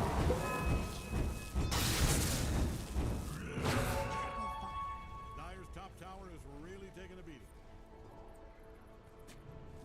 11,000 net worth lead right now for the Dire side.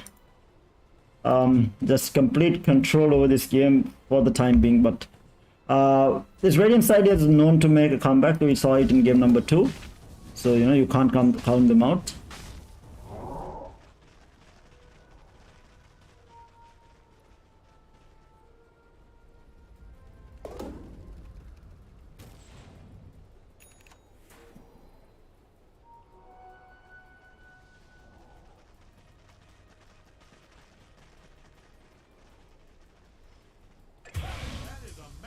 Oh, we did find a kill on the mid lane on the Husker. That baby is coming down. Now They're looking for the Bloodseeker here. Bloodseeker trying to run in. They do spot him out. The stun is going to land. The flying mission coming out from the Night Stalker.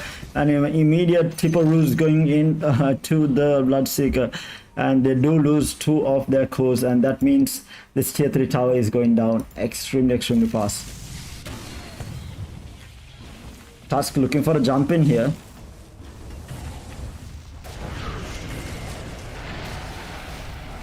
He pops the rage and goes to work on the tier 3 tower. Lifestealer backs off and they will claim the tier 3 tower. Looking for the racks as well. The first set of racks they are going to be grabbing. Multiple clarities being popped by Panda for that very important mana that he does not have for the ultimate. But regardless, they managed to claim the tier 3 and racks on the top lane and playing very disciplined Dota, not overstaying the welcome. Oh, nice dodge. Absolutely lovely dodge coming out from the Witch Doctor, dodging the glimpse back with the Voodoo Switcheroo.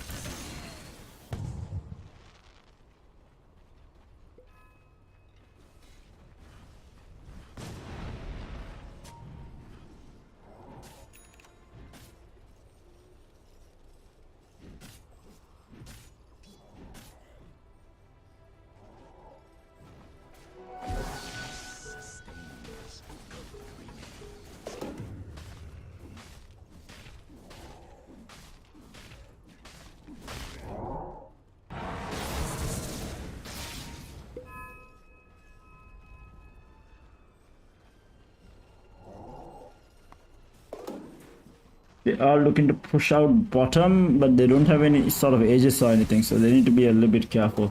They have been, they have smoked up. They are looking to go into the enemy jungle. There's a couple of sentries there, so the Lina might get actually spotted. They are looking for the Clockwork. The global is going to get popped here, and the Clockwork is going to be able to get out of dodge. Dyer's top tower just went brick belly up.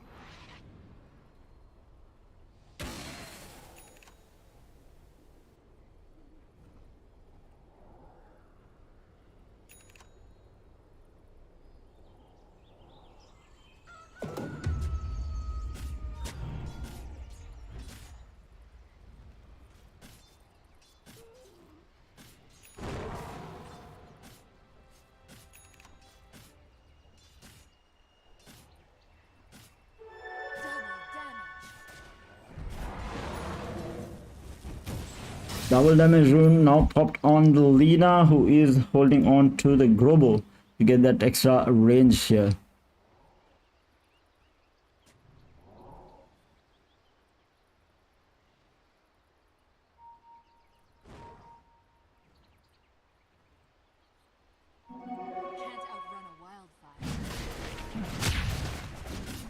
They will claim the second Roshan of the game, which is going to be giving away the shard. Who is going to pick up the shard here? I think the Lina will pick up the shard, unless the Lifestealer wants it. I guess both the shards are good. And he picks up both here.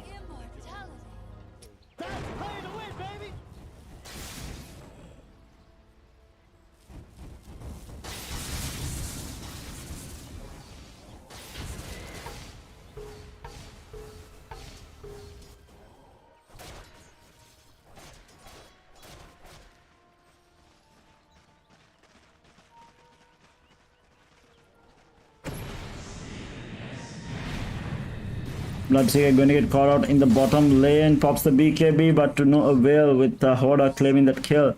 And 60 seconds on the ground for the Bloodseeker. They might look to go high ground on the bottom side as well.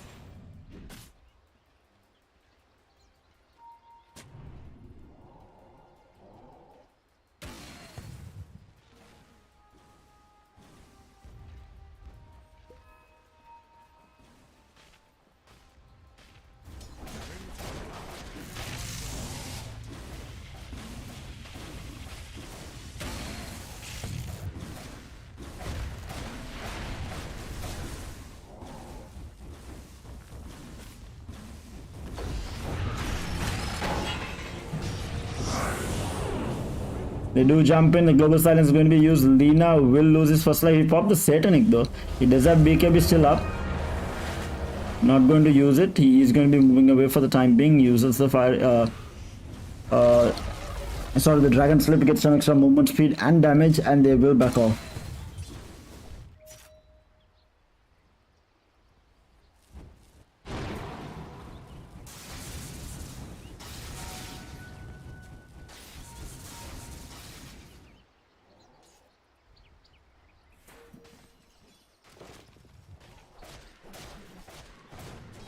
Lifestealer now going in for the Assault Cuirass. We have Heavens for the Husker on Night Stalker.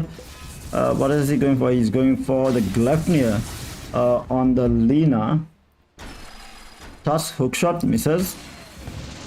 Does get spotted out.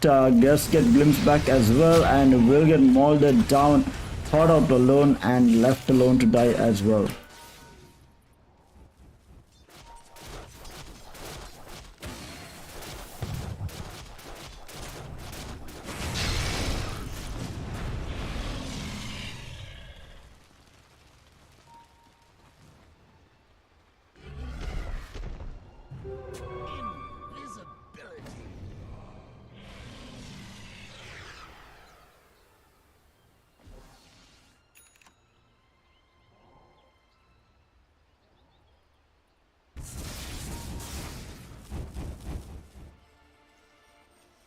There is a DD rune in the river now.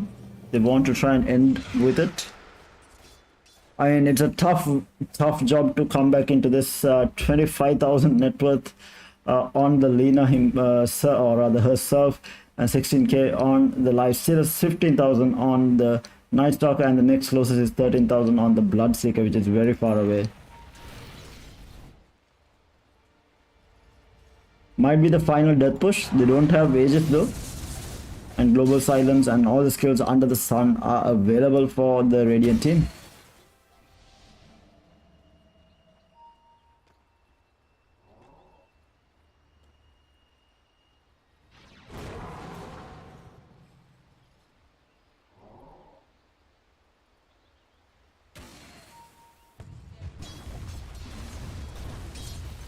They're still pressuring both the lanes, waiting for an engagement here. Nighttime does pop now.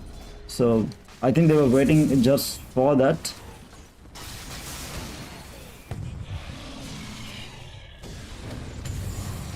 Oh, very early BKB popped. That's massive.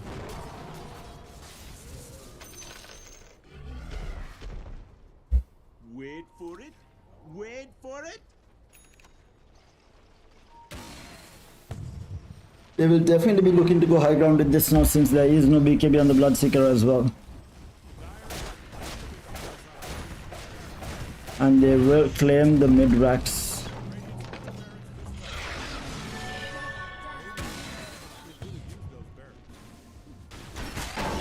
Hookshot into the two heroes. Night Stalker in a world of hurt, and he will go down. And they are still trying to fight. The Witch Doctor is going to get taken down as well. We do have the Lina hitting absolutely everything. BKB popped as well. Bloodseeker goes down looking for more. Husker is going to be in trouble as well. Triple kill. Ultra kill, looking for the rampage here. Can he find it? He gets blocked by his teammates, and now trying to run after the kill.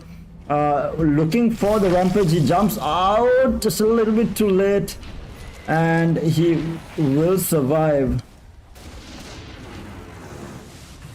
Gets bought back, trying to give him the rampage, maybe? No?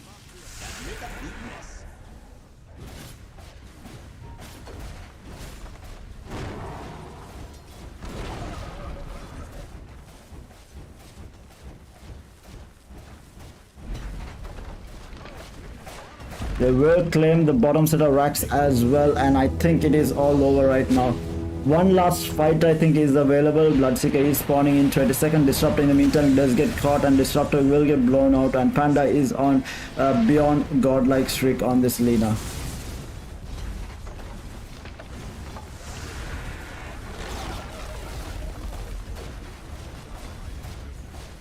Glyph is gonna get popped.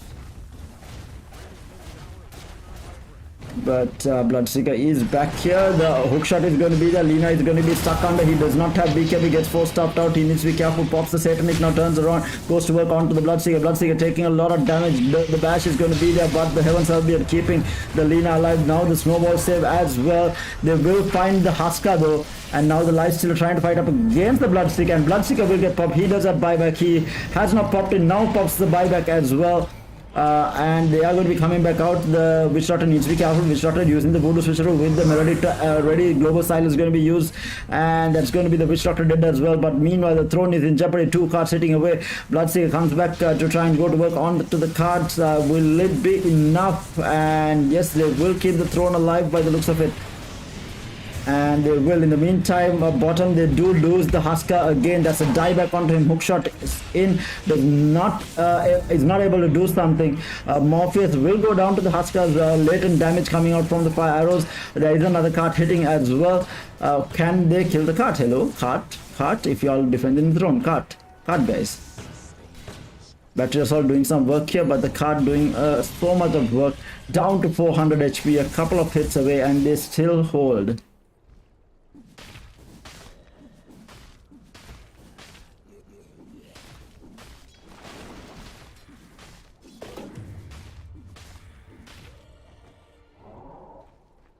Win probability is at an absolute 100% right now. To the dire side, I mean, a comeback from this has never been seen. As who was it who said? And never been done in the history of Dota. I can use that line if it does happen.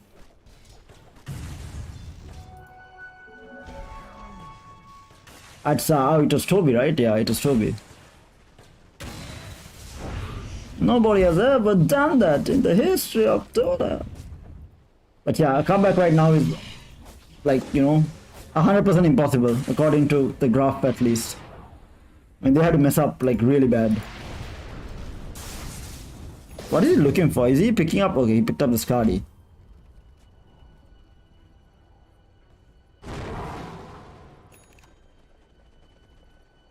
So picks up the Witchbane as well. In the meantime, bottom they keep pushing in. Lifestealer goes in, gets the Silencer, goes in and gets the Bloodseeker as well. One more right click and he survives. The Ogre Seal keeping him alive. No, he does not. He dies in the end. What? How does he die? But they do turn around. And in the meantime, the Lina wants to try and kill everyone without taking the throne. They do find another Bloodseeker dead, Clockwork dead, and that is game over. GG, well played, and that's going to be GG easy.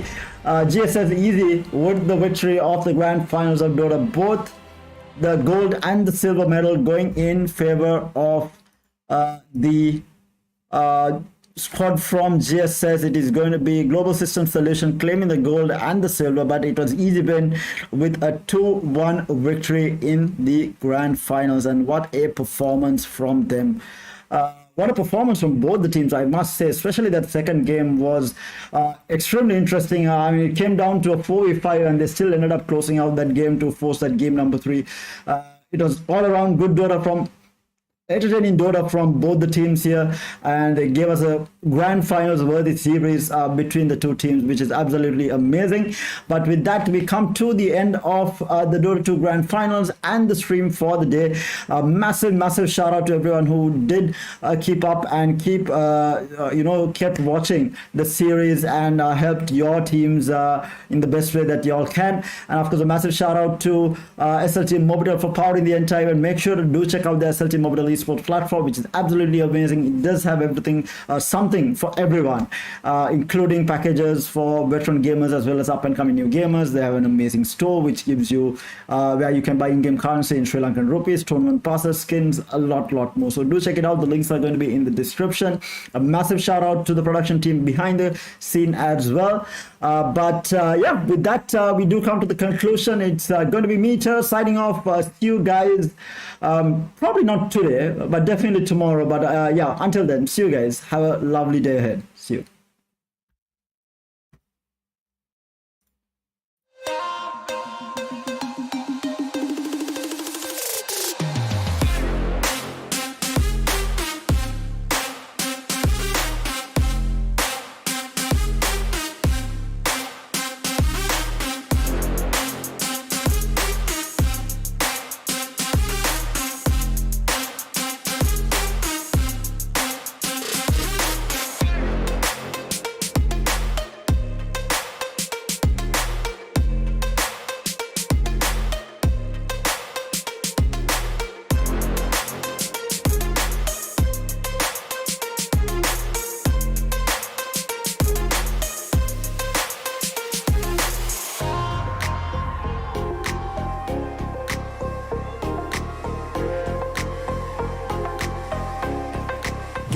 Gamer.LK's Mercantile Esports Championship, powered by SLT-MOBITEL.